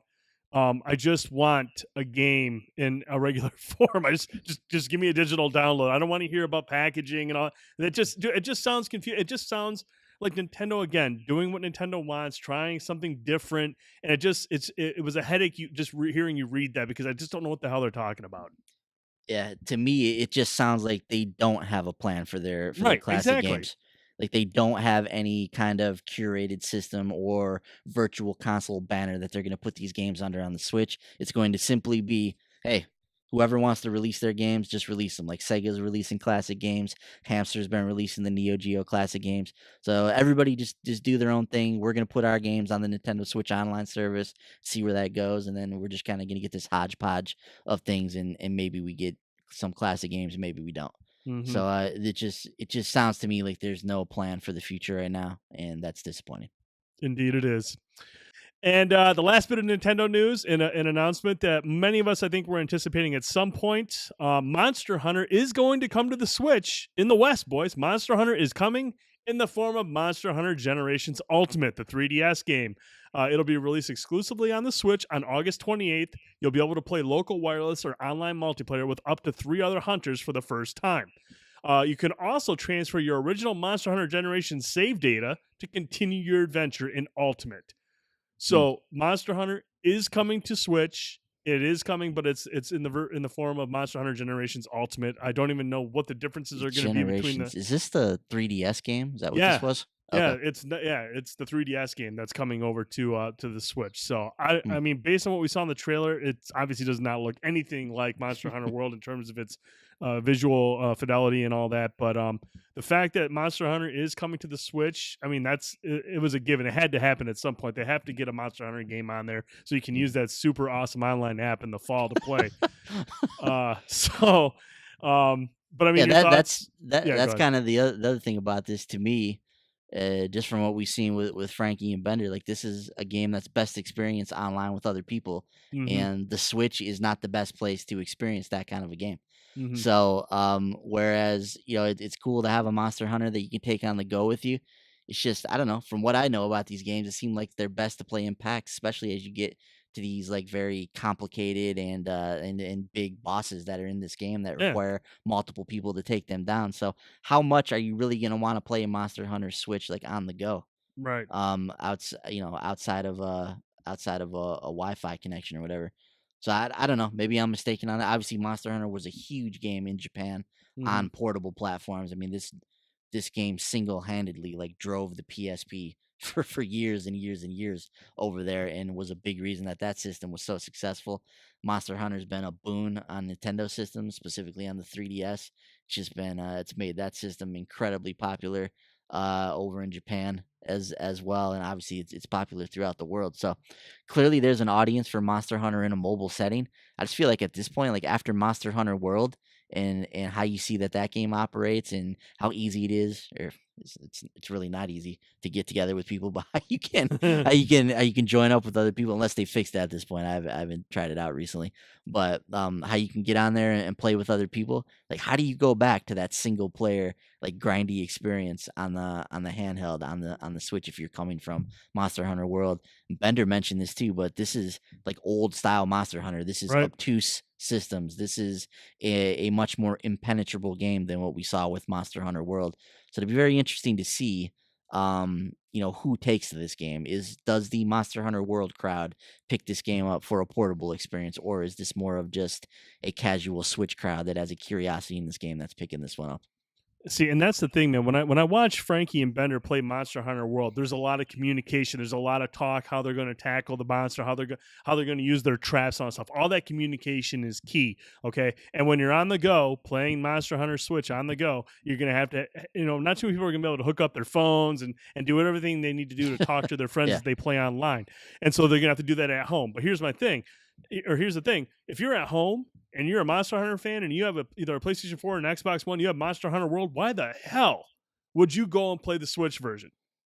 Don't know. There's no way. And like Bender mentioned, I mean, this is old school Monster Hunter where you're going from a more refined, streamlined. I use that loosely with Monster Hunter World, Yeah. party chat system and whatnot, and then go back to the archaic version.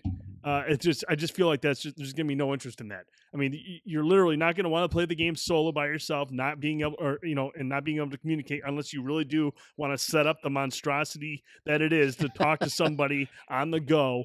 Yeah. Or can I just go home and play Monster Hunter World with my friends, the bigger, better game that looks amazing on a big screen? Mhm. I just feel like this is, like you said, it's to a very curious audience, and that's about it. Because Yeah. Monster Hunter is best with friends.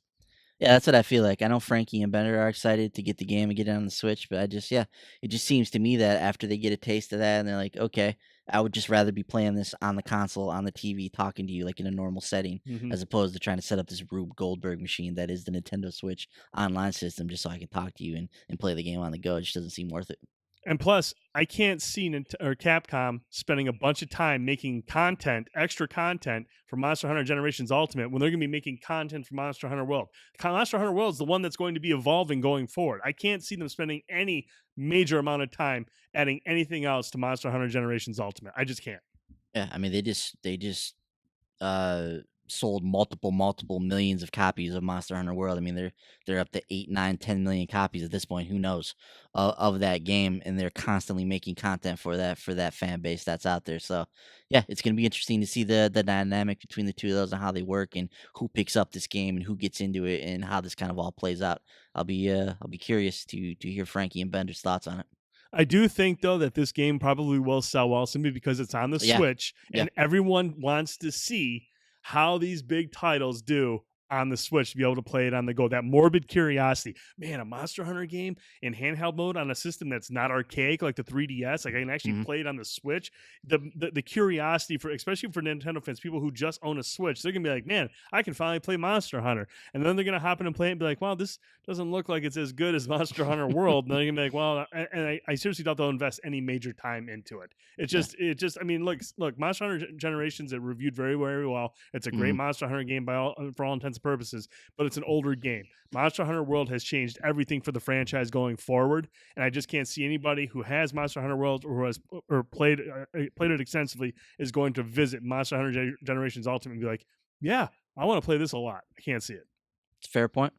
So, and that's going to do it for the Nintendo section. Boys, let's hop over to PlayStation. We got to talk a little bit about Days Gone and what's going on in the world of PlayStation, buddy.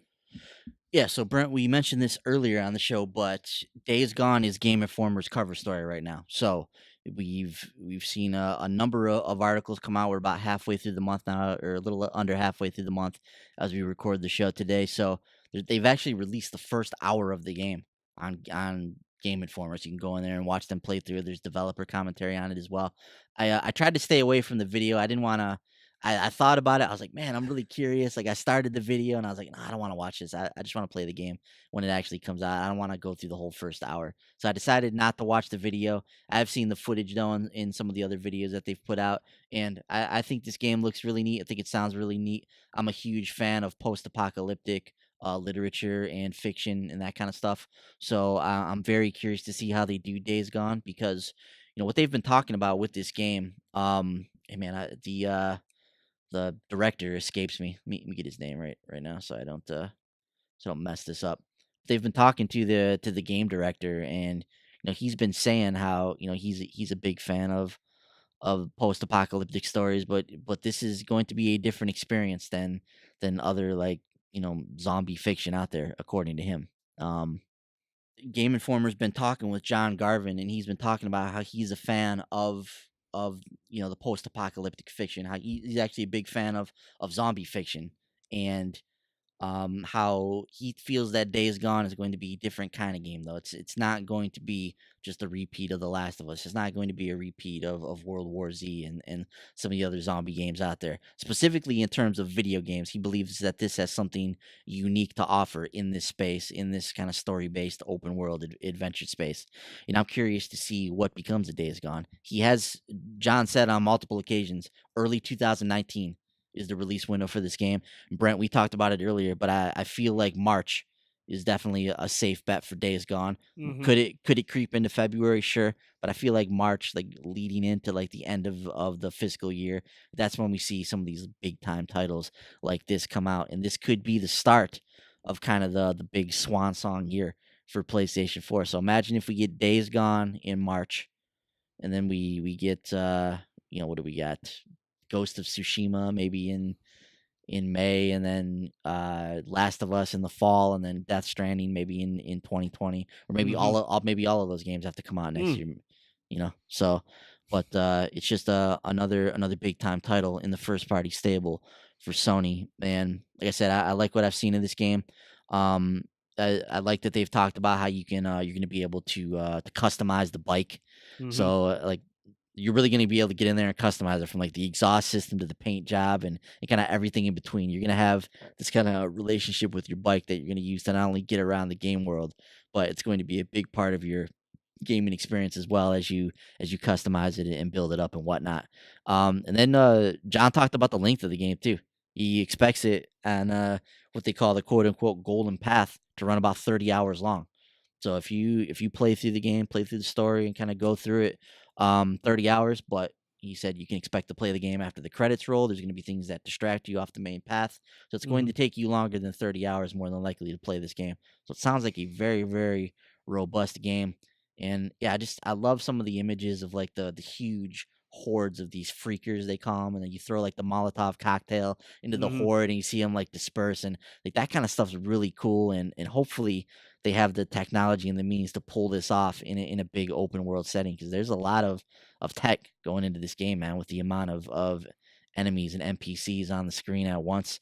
There's also going to be some 4K updates, obviously, for the game as well. There'll be checkerboard 4K rendering. The game's going to run. They're shooting for a locked 30 frames on the console as well. So we'll be on the lookout for that. But I don't know, Brad, have you been following this story at all? Been following Days Gone? What sticks out to you, if anything, from any of this stuff?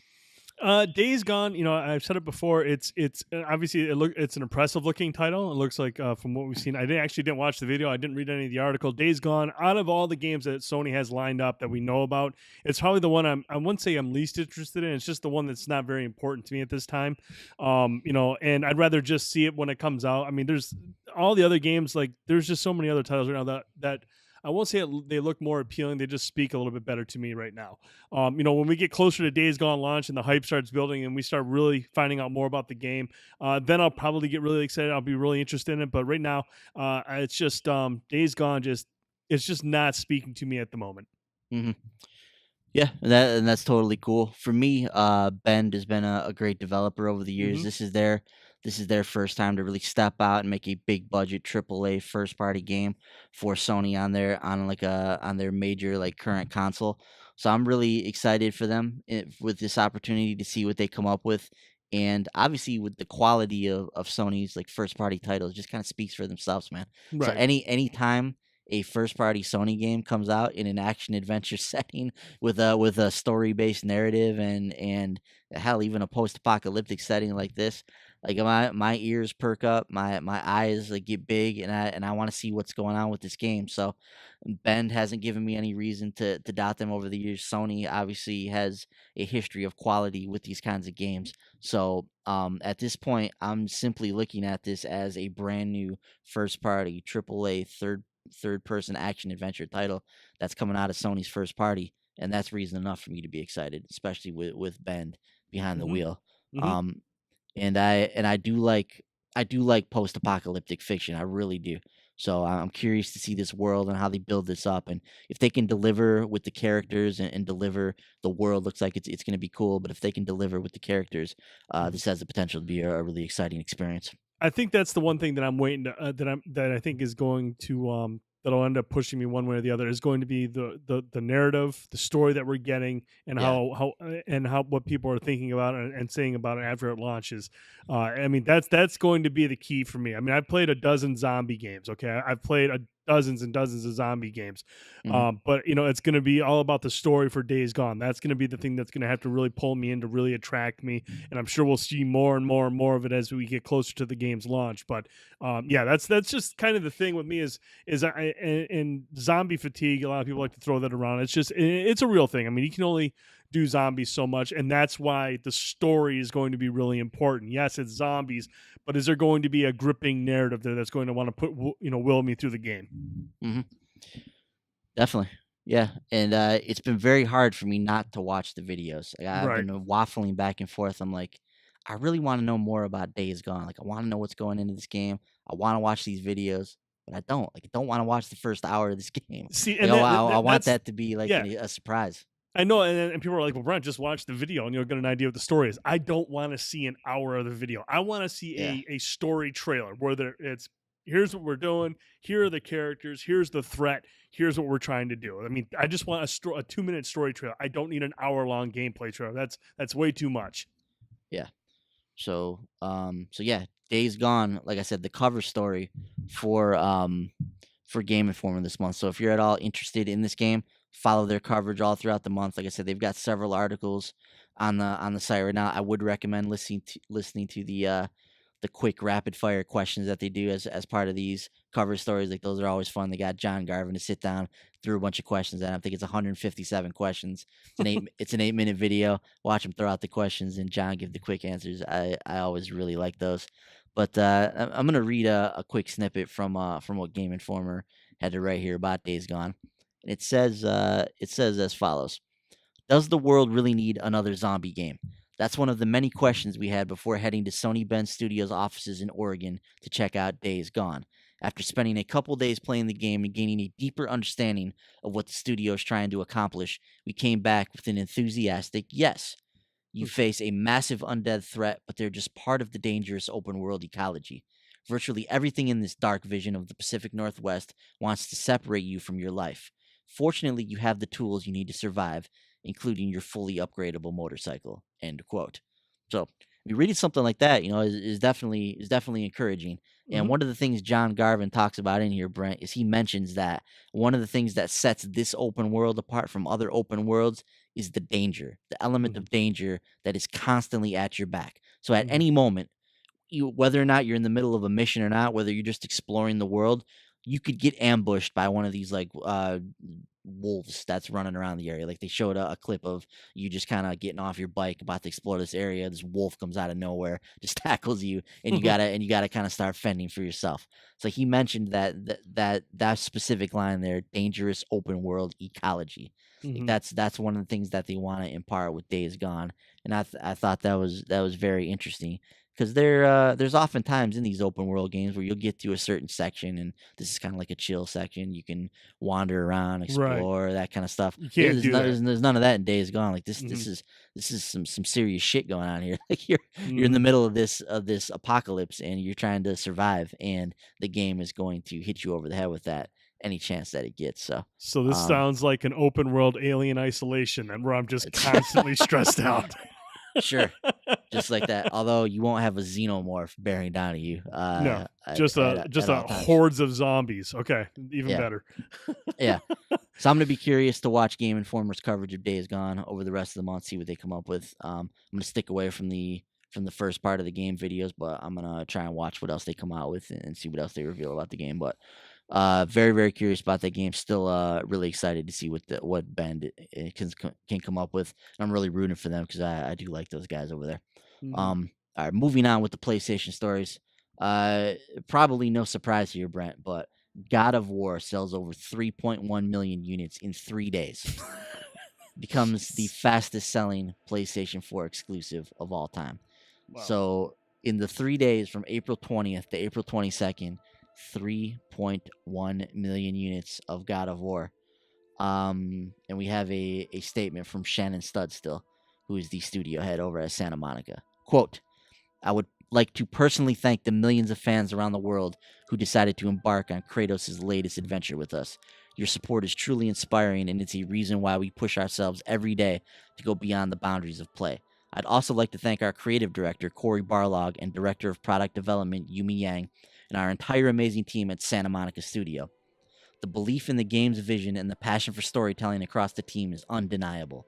We look forward to hearing more about how fans are creating new memories of their favorite God of War gameplay moments that will be remembered for a long time. End quote. So Brent, like I said, probably not a surprise, but still, that's impressive. 3.1 million copies over 3 days. What's your thoughts Mm. on that, man? That's really impressive. That's 1 million copies a day, and that just shows.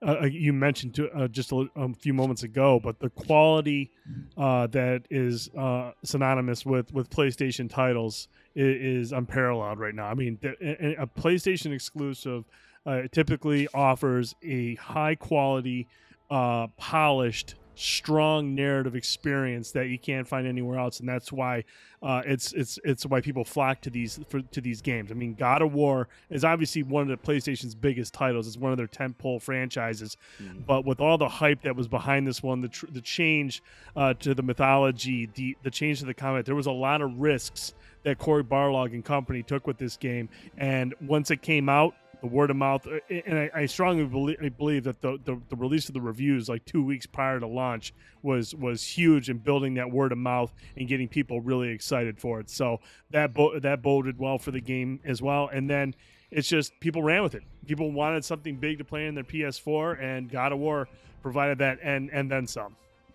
And we've seen Sony do this over the years, man, where they put out these early embargoes for their games because they see what these studios are making. They're like, wow, this is an incredible video game. Like, let's get the embargo out early. Let's just dominate the news cycle for the next week. And then everybody goes out and buys this game when it comes out. And so, yeah, no surprise. And great to see that a game built on a strong single-player foundation, going out there, rewriting the record books. The single-player game is not dead, Brett.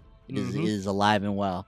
Specifically from the first-party studio. So what Sony's doing, what Nintendo's doing, like they are very much, rewriting record books with their first-party or with their single-player games, and it's great to see, man. So obviously, God of War has just been an exceptional success story for Sony. So congratulations to Santa Monica on making an excellent game. I can't wait to play through some more of it. So moving on from there. An announcement I was excited about that kind of went under the radar this week, but Death's Gambit, Brent, has an August 14th release date. Have you been following Death's Gambit at all? Give me the elevator pitch, dude. So Death's Gambit, just basically, it reminds me of Castlevania. So it looks like a new like side-scrolling action Castlevania in this cool like pixel art setting. I really like what I've seen of Death's Gambit. It's got a little bit of a Dark Souls kind of feel to it in terms of its vibe and its presentation as well. So if you were to mix Dark Souls and Castlevania in a like side-scrolling 2D action setting, it looks like we're gonna get that with Death's Gambit, and I think this game looks absolutely awesome, man. I'm glad we have a date for it now. I've always been really, really intrigued by what this looks like, and I can't wait to play this on August 14th, man. You can pretty much write it in stone. This game will be featured on the Indie Spotlight on August 14th when it eventually comes out. But yeah, I love the way this looks, man. And there's an interesting passage in here too that I want to read. But this is from art director Alex Kubadera, who wrote up a post on the PlayStation blog. But he had this to say, quote, "Unlike most other 2D games, platforming is not a focus in Death's Gambit. It does naturally come up as part of navigating the world, but there are very few instances where we challenge the player's ability to make precision jumps. It's all about the combat for us. The goal since day one was to make every combat encounter unique. You may face the same enemy multiple times, but based on placement, environment, and nearby enemies, they will require different strategies. Sometimes you will have the luxury to scope a section out and meticulously plan. Other times you will be forced to think on your feet. Each weapon and its abilities grant you unique ways to counter these challenges. It's up to you to figure out what setup works best for a given situation. There are a lot of tools at your disposal, so be sure to take full advantage of what you have." End quote. What do you think of that passage, man? It's interesting, dude. There's a lot of cool stuff in there. Death's Gambit. It's honestly a game I've never even heard of until you just mentioned it here. Oh, really? Okay. But the fact that you're this excited for, it's cool that the focus is on the combat. I love that. That's awesome. It is strange to think of a 2D game where you're not worried about the platforming too much. So very, very interesting, man.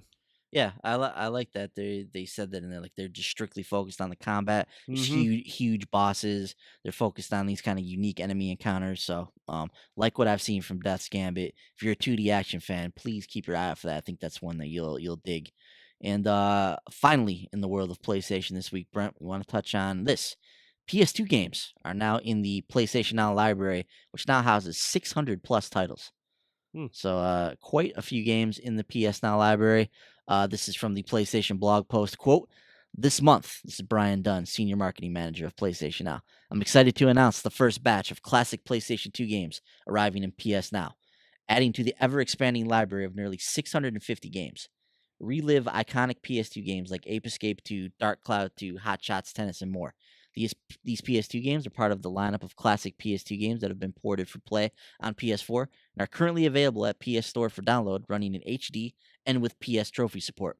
We've also got the acclaimed indie hit Limbo, the classic SNK 2D side-scroller Metal Slug 3, and other fantastic games for you to try out this month. So the full lineup is as follows. Ape Escape 2, Dark Cloud 2, Hot Shots Tennis, Limbo, Metal Slug 3, Mystery Chronicle One Way Heroics, Cinemora EX, Siren, and The Last Blade 2. And Blaze Blue Chrono Phantasma Extend is getting upgraded from the PS3 version of the game to the PS4 version of the game. And no shock, Brent, but the most popular game on PlayStation Now in April was, I'll give you one guess, I give up. Red Dead Redemption. Shocking. Yeah. So once again, Red Dead Redemption at the top of this list, as it is every single month. So, 650 games is nothing to shake a stick at. So if you're at all interested in having a wealth of PlayStation games available to you, not only on your PS4 but on your PC, PS Now is available on PC as well. So get out there and take a look at that. That's going to do it for the PS stories, Brent. Thank you, Mr. Boyce. All right, next thing we want to talk about briefly is CD Projekt Red could be bringing Cyberpunk 2077 to E3 this year, boys. Think it's a safe bet? Yeah, according to the official E3 2018 exhibitor directory, CD Projekt Red will be in attendance with an unspecified RPG. What could that be? For PlayStation 4, Xbox One, and PC. The game in question is almost certainly Cyberpunk 2077. However, there was another story that went up earlier this week discussing from Francisco Facchetti, the editor for EveryEye.it, one of the most known outlets in Italy, who stated on Facebook that he recently made an appointment with CD Projekt Red for a closed-doors presentation that will last an hour. While Facchetti said that he wasn't exactly sure what the exhibition would be for, many are theorizing that it will do with the demonstration related to Cyberpunk 2077. Now, this isn't something new. I mean, there's always a lot of these behind closed doors sessions where they bring in some members of the media, show them the game that might not be announced at E3, but that's not uncommon. But with the fact that CD Projekt Red is on the exhibitor directory, and then Facetti's story here, it's likely that we're going to see both. It's going to be both instances. We're going to see something at a press conference for it, and we're also going to see details from members who got to see it behind closed doors, which will probably mean when we see the actual announcement at E3, it'll probably just be a trailer, an announcement, and then the behind closed door will be like an actual gameplay session where certain select members of the media will be able to write about it after the fact. Yeah. You hit it dead on. That was the same thing I thought. With the fact that there's going to be this supposed hour-long behind closed door section, sounds like that's going to be an actual gameplay walkthrough segment, and what we'll see on the E3 stage, if we see it at all, which I think we will. It'll be just like a reveal trailer for the game finally, after all these years and after all these rumors. They've also said to CD Projekt Red that this year was going to start the marketing blitz, so to speak, for Cyberpunk 2077. So I mean, it's got to start at E3, right? Like, when else are they going to start it? This is a golden opportunity to get on the stage. And I guess the question at this point is do we see a partnership with Xbox? Like, they've had a close relationship with them over the years, starting with The Witcher 2 being on the Xbox 360. So do we see that relationship continue with the Xbox One and Cyberpunk 2077? Or does Sony try to swoop in and get another big third-party game partnership under their belt with Cyberpunk 2077? But you can imagine, in a conference that they've already come out and they're like, we're only showing these games. We don't have any big first-party titles. Like, how big would it be for them if they debut Cyberpunk 2077 on their stage at that particular conference?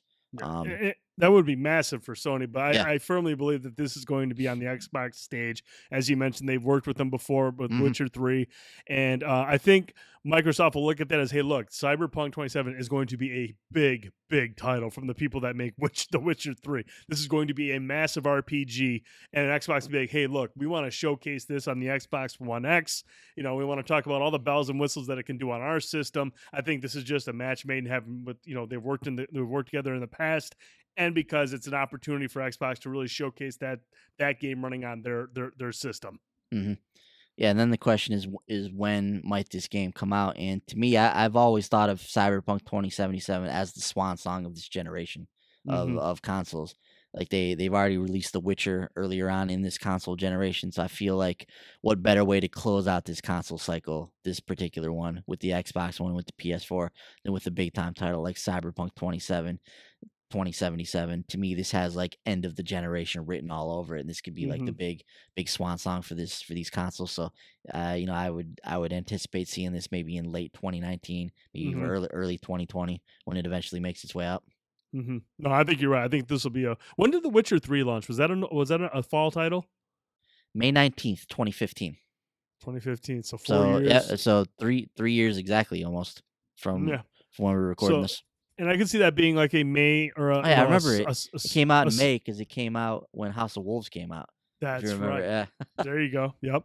Yeah, So a May launch or a fall launch for 2019 would be. I could see that being the window they'd go for on that one. definitely. So, very cool stuff there. Up next, we talked about Call of Duty a little bit earlier on. Battlefield 5 will have a single player mode. You better believe EA is going to push that Dude, really we hard this talked fall. about that. They are gonna run with that when they see that Black Ops has no single player mode. I, Oh yeah. I'll be very shocked if we don't hear about Battlefield 5 single player mode ad nauseum up to the release of this game. Yeah, especially maybe possibly on May 23rd. We'll talk about that in a second. But Ooh, you tease you. as part of an earnings report recently, EA CEO Andrew Wilson described the upcoming game, saying, quote, "With our next Battlefield game, the team at DICE is bringing the intensity of combat to life in a new and unexpected ways. Every battle is unique, and every mode brings its own challenges, from the way you interact with the environment around you to compelling single-player stories to the next level of large-scale multiplayer that spans across multiple maps and modes." End quote. So obviously they mentioned the single-player stuff there, but when I hear somebody say the team at DICE is bringing the intensity of combat to life in new and unexpected ways, that just screams battle royale mode. It does. Battle royale is intense. It's unexpected. You don't know what to expect going into a battle royale mode. It's new. It'll be new to the franchise. So that tells me they're anxious to talk about that. But I feel like what we'll talk about now is EA is also teasing Battlefield on a website on a web page that they have. As you can see here, it's at EA Games or whatever, and then / never the same. And and it all says right there is Battlefield May 23rd.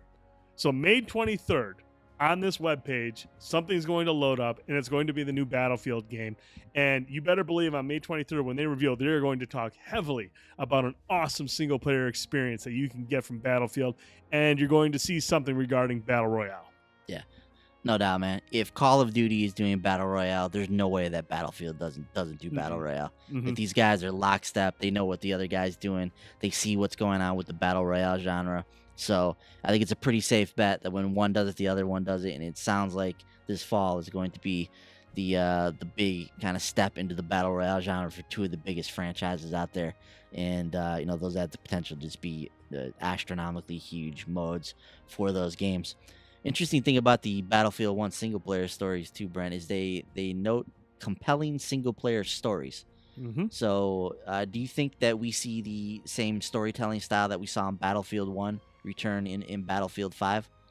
With as well as it was received, Hmm. Absolutely, and I really Yeah. like that because that allows you to create different, visit different areas, new different parts of the world, different eras, possibly depending on how they approach this story. But it just gives you different characters to interact with, to play as, and it gives you different vistas to explore. So I mean, I thought the way Battlefield's campaign worked, Battlefield One's campaign played out was awesome. I thought it was a really really cool idea, and Yeah. I think they totally need to run with that and continue that same format. Yeah, a lot of people really liked it, and I mean, and let's be honest, the Battlefield campaigns over the years are not like these are not like BAFTA award-winning campaigns. So Right. to kind of break down these little bite-sized stories and, like you said, explore different characters and different things, it might just be a better idea for the future instead of trying to weave this like grand narrative that just never seems to work Yeah. in a Battlefield setting. Yeah, and I mean, Battlefield One's story was infinitely better than every Battlefield game before, which isn't saying much. But again, Yeah. it's a good formula that worked really, really well. It was a cool concept that played out well. Like you said, you're playing short missions in different eras with different characters, and it just had a good flow to it. The pacing was really, really nice. Each mode, each story played out differently. It had a different mechanic. Some you were flying, some had stealth, some had this and that. It was a nice mixture of things to really explore all elements of first-person shooters. Yeah. Definitely. I dig it. I still haven't played Battlefield One's campaign. I Really good. need to do that at some point. It is really, really, really good. So, one other thing we want to talk about briefly with EA is they're making a lot of money, dude. Uh, Shocker. During the same call, Electronic Arts reported its first fiscal 2018 revenue at over $5.1 billion, Whew. a record-breaking year for the game maker. The figure represents an increase of about 305 million over last year's fiscal year numbers. During its call with investors, EA briefly touched on Anthem as well. BioWare's new original IP is scheduled to come out in 2019, calling it a, quote, fundamentally social experience, end quote. Anthem has been scheduled for release this year, but suffered delays attributed to BioWare needing more time to develop the multiplayer aspects. And then one thing I do want to mention before we move on to Xbox news regarding Anthem is you can play this game on your own, boys. It's not something, I mean, obviously it's going to be a game that's going to benefit from playing with friends. In the latest blog post from BioWare boss Casey Hudson, the company's updated mission statement is outlined. Quote, we create worlds of adventure, conflict, and companionship that inspire you to become the hero of your story. Hudson emphasized the companionship part as he says the company's games are meant to feature other characters on your adventures, whether those are AI or human controlled. However, we design it the way we always want to capture the special feeling of being on a journey with memorable companions.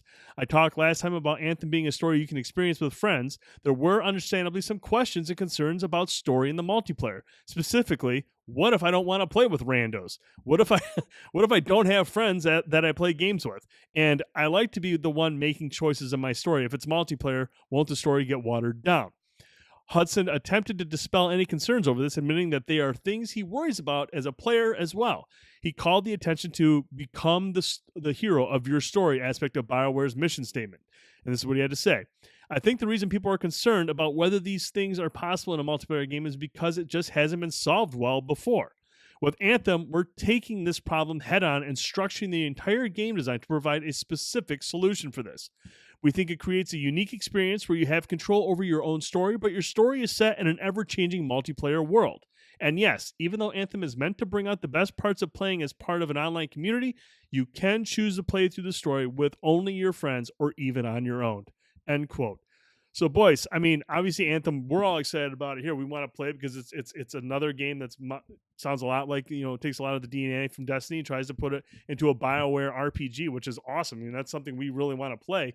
But the fact that they're really stressing you can play this alone is really, really good because obviously Destiny has struggled with that. I mean, we can do Destiny alone, we can play it alone, but we definitely prefer playing it with friends because it can be a little bit boring. I wouldn't say boring, but it's more grindy and it's just a better experience with friends. They're trying to make it to where you can be like, I really don't care if I'm not playing with my friends right now. Like I really just want to play solo and I can do that. And I'm not going to miss out on anything. I don't have to worry about the story being watered down.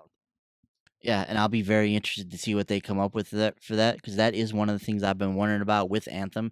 It's can BioWare like can they take that single player pedigree that they have and spin that into a Destiny style game with Anthem and still retain some of the strengths of that and let people play the game on their own if they want to, join up with other people if they want to, and still have a strong experience. So to hear Casey Hudson talk about that and to hear that BioWare is tackling this problem head on and that they think they might possibly have a solution for it in the way we play it makes me that much more interested in Anthem, man, to see what they come up with. So if they can do what Destiny can't do and deliver a very strong narrative in this Destiny type of game setting, then I think they're gonna have a hit on their hands. Oh yeah, and we'll be finding out about that at some point in 2019, hopefully early 2019, because from what we've seen from Anthem, that game looks fantastic. It's again they BioWare, despite what has happened with Mass Effect Andromeda, they know how to create a beautiful world, an extensive, a deep, robust world to explore and getting all sorts of shenanigans in. So, if they can develop that strong narrative that you and I desperately want from Destiny, Anthem could be a very special game for the games as a service genre. Yeah, definitely. I'm really really curious to see what BioWare comes up with, and I wonder what they're going to show us at EA Play. I hope that this game just doesn't get rushed out, man. Like I really hope that this game Hmm. when it comes out is ready for prime time. You and me both, dude. I don't think BioWare can afford delivering another an underwhelming experience. All right, Yeah. moving on. The last section we're going to talk about Xbox Bulletins. First up, Sea of Thieves' next patch will include private crews and some other stuff. Sea of Thieves executive producer Joe Neate detailed the upcoming patch and teased coming details on the Hungering Deep. First up, private crews will allow players to restrict access to their ship so that no random players can be added to the party. Although the option was originally going to be added last week, the update was delayed so the team could resolve an issue which would have adversely affected some PC players. After the update, enemy player gamer tags will be invisible while they are underwater to allow for sneaky shenanigans, and players will also be able to exchange bananas, cannonballs, and other similar items between crew members. I love the fact that they're removing gamer tags from people who are in the water, because that's a legit strategy, dude, to try to get aboard somebody's ship. And if you jump off your ship and you just look in the water and you can see there's somebody under, that kind of ruins the element of surprise, which is what it's all about when you're a pirate. You're trying to do sneaky stuff. You're trying to do shenanigans. So I'm glad that they added that feature, because that was really kind of annoying when you try to get stealthy and sneak aboard their ship while they're engaging with your ship. So I'm really glad they did that. And then lastly, in addition, Neat confirmed the studio will reveal a trailer and announce the release date for The Hungering Deep next week. The release of The Hungering Deep will also signal the beginning of larger weekly content updates. So a lot of stuff going on with Sea of Thieves. They're getting some quality of life changes. Some things are changing for the gameplay and in terms of what what shows up on the screen. Plus, we're going to finally get a trailer for The Hungering Deep, the next big update for the title. So, boys, I know we haven't done too much Sea of Thieves since we jumped into it. Your thoughts on these changes that they're constantly bringing to this game and the promise of bigger updates starting to drop weekly in the coming weeks ahead? Yeah, I mean, this sounds like some good quality of life changes, like you mentioned, with the gamer tags underwater, the private crews, that kind of stuff. Yeah, Sea of Thieves for me is just kind of past, man. It was I had my experience with the game, and I'm kind of done with it. I don't have any like overwhelming desire to get back to this game. It's just like I don't know, man. When I sit down to play a cooperative game, like why wouldn't I just play Destiny? Right. Why wouldn't I just jump in there, play that with my friends? It's there's a lot more to do. It's a lot more action packed. It's just Sea of Thieves at this point, no matter what they add to it, it's still just I'm either digging up a treasure or I'm Mhm. fighting a skeleton and getting a skull or whatever, just bringing that stuff back. So it's still the same fundamental loop. It's still the same meaningless loot that the game has right now. So until something like that, until the fundamental like nuts and bolts of the game changes dramatically, my interest in Sea of Thieves is pretty low right now. Yeah, I'm gonna treat Sea of Thieves like a lot of people treated Destiny 1 when it first launched. Okay, like a lot of people, they jumped in and like, nope, not for me. It's just there's not enough there to do and what have you. But when they came back for the Taken King, it was a whole new experience. It was a completely different game, and people loved it. And that's what I'm going to do with Sea of Thieves. When I played Sea of Thieves, I saw its potential. I know where this game could go. Whether or not Rare can get there remains to be seen. but I think it has what it needs in place to kind of like sell people on it. It doesn't have the depth and the content to keep you engaged. I'm going to treat Sea of Thieves much like I did Destiny 1. I have other games to play right now. I have a lot of stuff I have to play, plus I've got life going on. So it's difficult to be able to just jump back in and play a certain game. If it's not speaking to me just yet in terms of like what its content is. But I'm going to come back to Sea of Thieves at some point, and it's going to be a completely different game, I hope. And when it is, that's when I'm going to jump into it and be like, okay, yes, this is what I was really hoping for. I just want more stuff to do, and currently it's not there, but it's. I have a feeling it's going to get there. Yeah. I mean, if I come back in a year and there's raids and there's like strike missions and things to do and there's Hmm. like and there's this more like gameplay in the game, then maybe be something I'm interested in. But there's not enough even just gameplay there right now. It's cool Yeah. to sail the ship, but there's nothing really to do. Like the combat is very Hmm. one note. You shoot a skeleton and then you move on. So until they do some more with the actual like gameplay in the game, then that's really what I want to see from them in the future. Gotcha. No, makes total sense. So you can look forward to that this week for Sea of Thieves. Up next, Microsoft expands digital game gifting options. Now, previously, you were able to gift games, but it was only a select few. You couldn't select just any digital title. There was a select amount of games that you could gift. But now Microsoft has announced that all digital Xbox One games can now be gifted to others, along with bringing the feature to PC. However, Microsoft did note that that Xbox 360 and original Xbox games are not possible to gift. So right now, it's just specifically to Xbox One digital titles. All of them now can be gifted, as opposed to just the select few that were prior to this update. So I love the gifting thing, dude. I think that's an awesome idea. I actually gifted JD. Oh man, what did I gift him?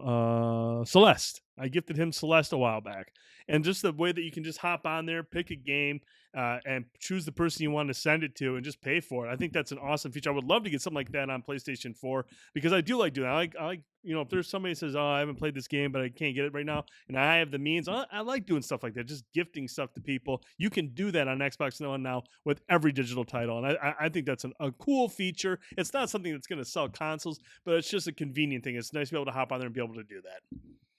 Yeah, it's another great Microsoft initiative with their platform. This is another one of the consumer friendly updates that they've added to the Xbox platform.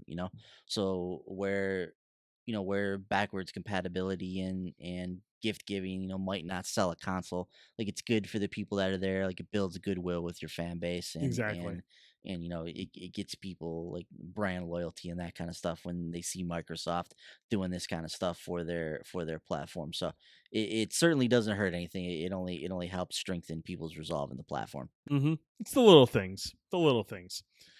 Microsoft is hiring with a focus on AAA first-party titles.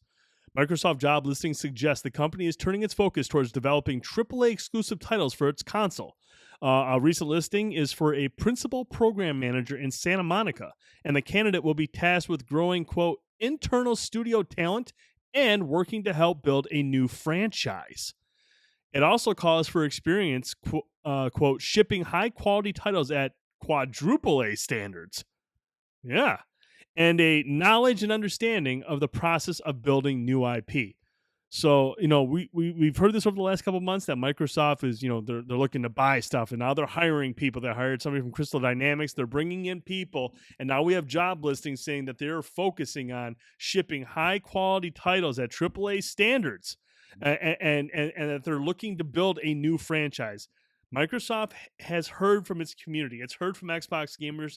They want new IPs. They want new experiences. Dude, Halo and Gears are always going to sell. Forza is always going to sell, but they want something new. They want something that they haven't played before, and Microsoft is actively looking to make that happen now. And I think this is the best time for them to do that, because if they can get people on board now, that sets them up for a big launch for the next Xbox system. They can come out when the next Xbox comes out, and yeah, they'll have maybe a Halo and a Gears, but if they can have something big that is a new IP, something to kind of like really reinvigorate the community, I think that's what they're going for, man. I don't think this is going to be something we're going to really see the benefits of right now, or even by the end of this generation. I think they're gearing up for the next generation of consoles. hmm Yeah, no, definitely. I think we've kind of seen what we're gonna see from the first parties this console generation at this point. Maybe Microsoft has something else up their sleeve. There's been this rumored Fable remake floating around for Yep. a while now, so maybe that could be something that they have in the pipeline for the end of this particular generation. But yeah, I think by and large, all the first party like titles are on the table. Like we know what we're getting from these people, and it's I'll be curious to see like what direction Microsoft goes with these games. Hmm. People are clamoring for a big single player like first party franchise from Xbox. And Hmm. Xbox has said in the recent past, like they do have a focus on the multiplayer games. They do believe that that's kind of the way that things are going, and we see that with like Sea of Thieves and like State of Decay, and even with Crackdown. I think to a certain extent we're going to see that as well. But they do have a focus on bringing multiplayer focused experiences through their first party studios. But I mean, even if they don't find a brand new IP, which according to this job listing they are making a new IP, but even going back and reinventing like one of their old IPs, even something like Forza Horizon, like that was a fundamental like reinvention of the Forza idea, Hmm. and brought a whole new spin to that franchise, and brought this very sim heavy racing game, and gave it an arcade flair to it that people really took to and people really enjoy. So imagine, if they do something like what Santa Monica did with God of War this year, with like Gears of War. Like they Hmm. take the franchise in a completely new direction, almost where it becomes a brand new IP. I mean, the God of War that we're playing on PS4 right now is is completely different from what we played on PlayStation 3 and Right. PlayStation 2. Like it's almost a completely different franchise. And they have an opportunity to do things like that with their existing franchises. Like there's a lot of strong lore and story at the heart of Gears of War. Like if they ever decided to take like a more like serious look at that and really dive in and make this like Gears of War has always kind of had this, I don't know, this kind of this tongue in cheek almost feel about it in terms of the way that its characters are and the way that the game plays out. There's always been this kind of levity to the game, even though it deals with some very serious things. But imagine if they took Gears of War and just went just full on, just went full Hmm. full dark.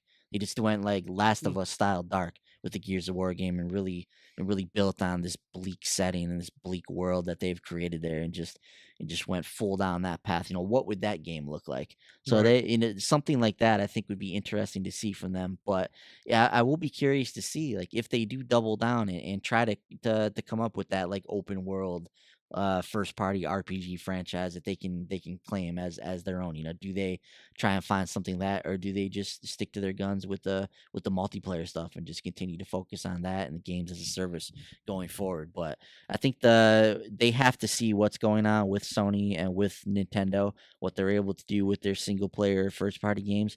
And there's got to be somebody in Microsoft that's like, it would be great to get something like that on our platform as well. Hmm. And maybe we should go out and put a team together that can do that. So maybe we see it with this rumored Fable game. Maybe we see it in something else. But can be very curious to see what we see from Microsoft on that front moving forward. Yeah. Or if you just want to like, again, give one of these franchises that may not have performed super well.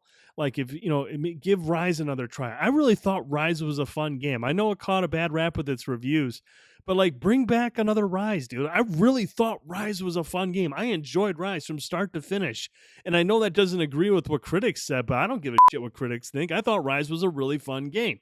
And I would like to see something like that, or maybe get Remedy back on board for another Quantum Break, dude. Quantum Break has a ton of potential. So they could do that, but I do think they need something big, a big new franchise. I mean, yes, you can go with sequels all day; they've proven that, but I think they need a big new franchise, and that's what they're gearing for. And like I said, I don't expect to see anything this gen with it, but I do expect to see something close to like the launch or like a launch title that's going to like reestablish, or it's going to establish itself as a new tent pole Xbox title that can sit alongside the Halos and the Gears and the Forzas. Yeah. And I do think that they at some point they're going to have to look at reinventing their old franchises if they want to continue to keep these in the yearly cycle or whatever moving forward. Like Hmm. this, like I said, like God of War is a perfect example of that, of taking that franchise, completely reinventing it, and Hmm. after however many entries in the franchise, it's a brand new franchise at this point. Like it's God of War. It's not Hmm. God of War Reborn or anything. There's no subtitles to it. It's just God of War. It's a reinvention or restart of that franchise, and now they can kind of move forward from that new base. And they have an opportunity to do that with their titles as well. So whether it's Fable, whether they remake Fable and start from scratch with that, or whether they do that with Gears of War, or reinvent Halo or something like that. Like all that stuff's on the table for them as well. And I think that's something they're going to want to look at moving forward as well. Hmm. Absolutely. Moving along here, Xbox head Phil Spencer is working really hard to get Japanese publishers on that E3 stage. Phil Spencer says Microsoft plans to get some Japanese publishers on board for the E3 presentation. When asked whether we could expect to see any JRPGs in Xbox E3 lineup this year, Spencer tweeted this, quote, "As of now, yes. Things can change, but like last year, I wanted to make sure we supported our Japanese publishers on our stage, and this year we are working to do the same. It's important to us." He also added that he'd like to see some Sega franchises come to the console, like Yakuza, and said that support from the Japanese publishers has been a focus.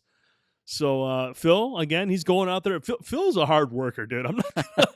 Phil works his ass off. He hears his community, man. He knows what the community wants. He knows they want first party titles.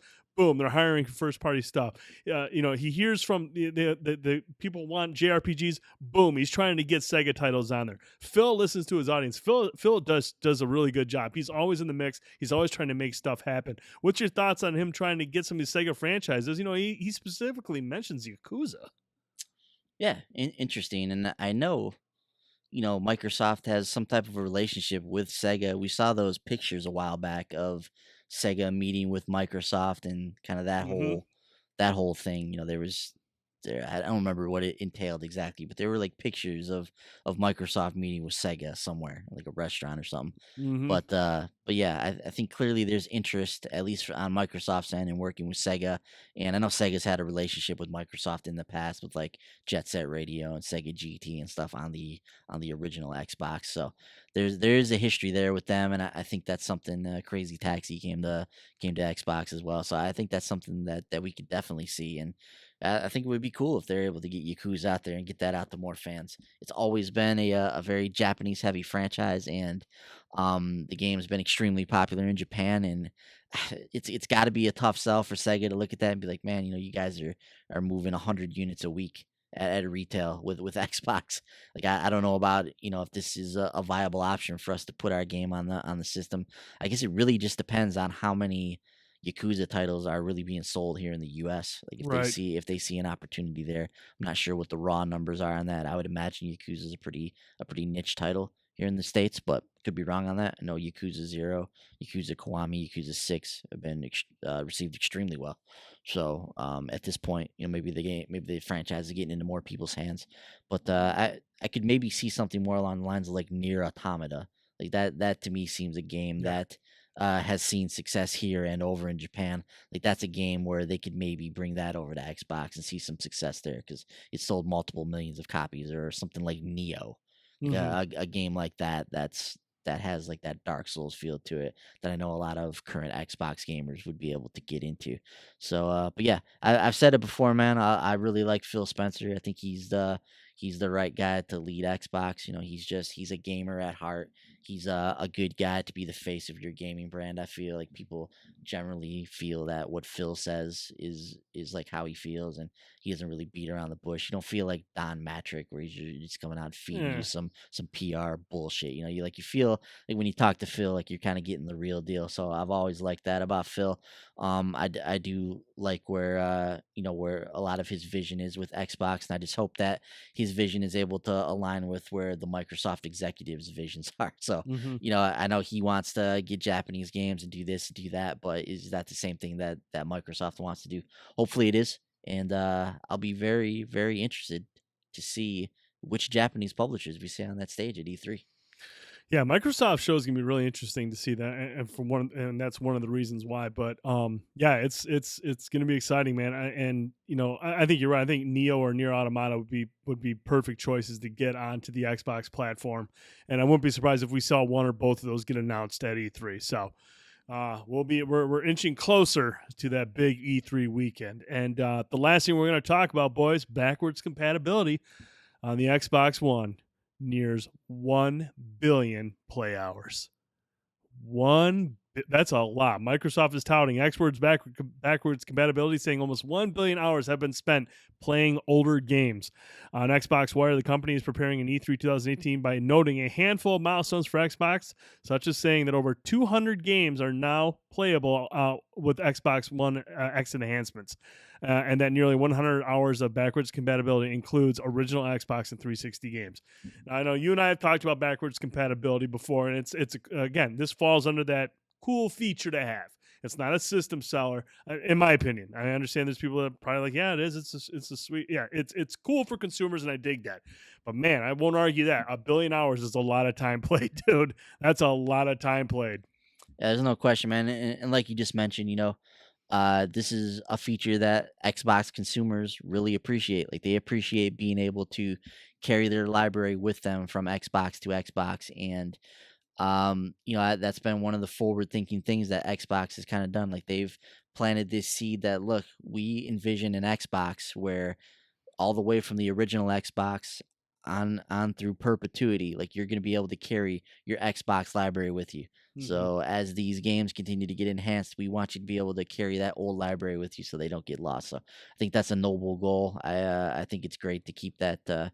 'Cause that's one of the things that's tough to do with video games now is as the generations go on, some of these games get kind of lost in translation and kind of upholding the legacy of some of these titles becomes difficult as the generations go on, and you can't play these games on any current hardware, and it becomes more difficult to keep things alive in that respect. So I do like Xbox's vision with that, and yeah, it's great what they've done with backwards compatibility. The way they're doing it is definitely the way that it should be done. And Mhm. I applaud them for what they've done with that.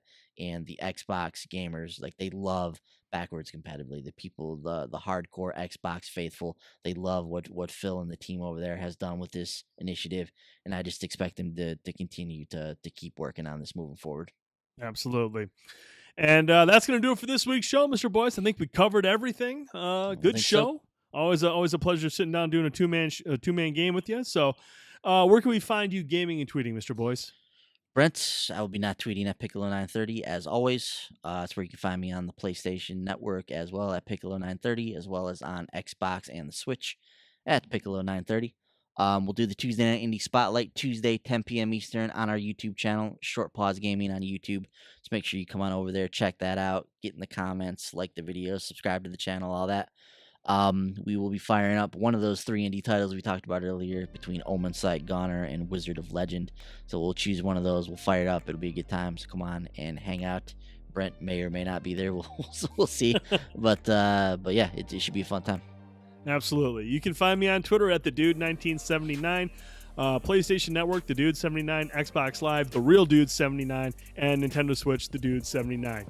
Make sure you visit the website, www.shortpause.com. Follow us on Twitter at The Short Pause. You can listen to this podcast on iTunes, SoundCloud, TuneIn, Google Play, and Stitcher. If you enjoy this podcast, if you really like it, head over to iTunes, give us a 5-star rating, write out a nice review. It helps our show get some exposure, and we appreciate hearing from you and knowing that we deliver a podcast that you never want to miss every single week. You can also watch this podcast on YouTube, Twitch, and on our Facebook page, Short Pause Gaming. So you can watch the podcast there, or you can listen to it on the services I just mentioned a few moments ago. Lastly, if you have any comments, any questions, any feedback, any suggestions, any games that you want to see us play, podcast@shortpause.com. We check those emails. We read those emails. They're important to us. It helps us improve the show, add new features, add new segments, and all that jazz. We want to hear from you. Podcast@shortpause.com. For Mr. Boyce, I'm Brent Felsing. Thanks again for watching. Have a great night. See you guys.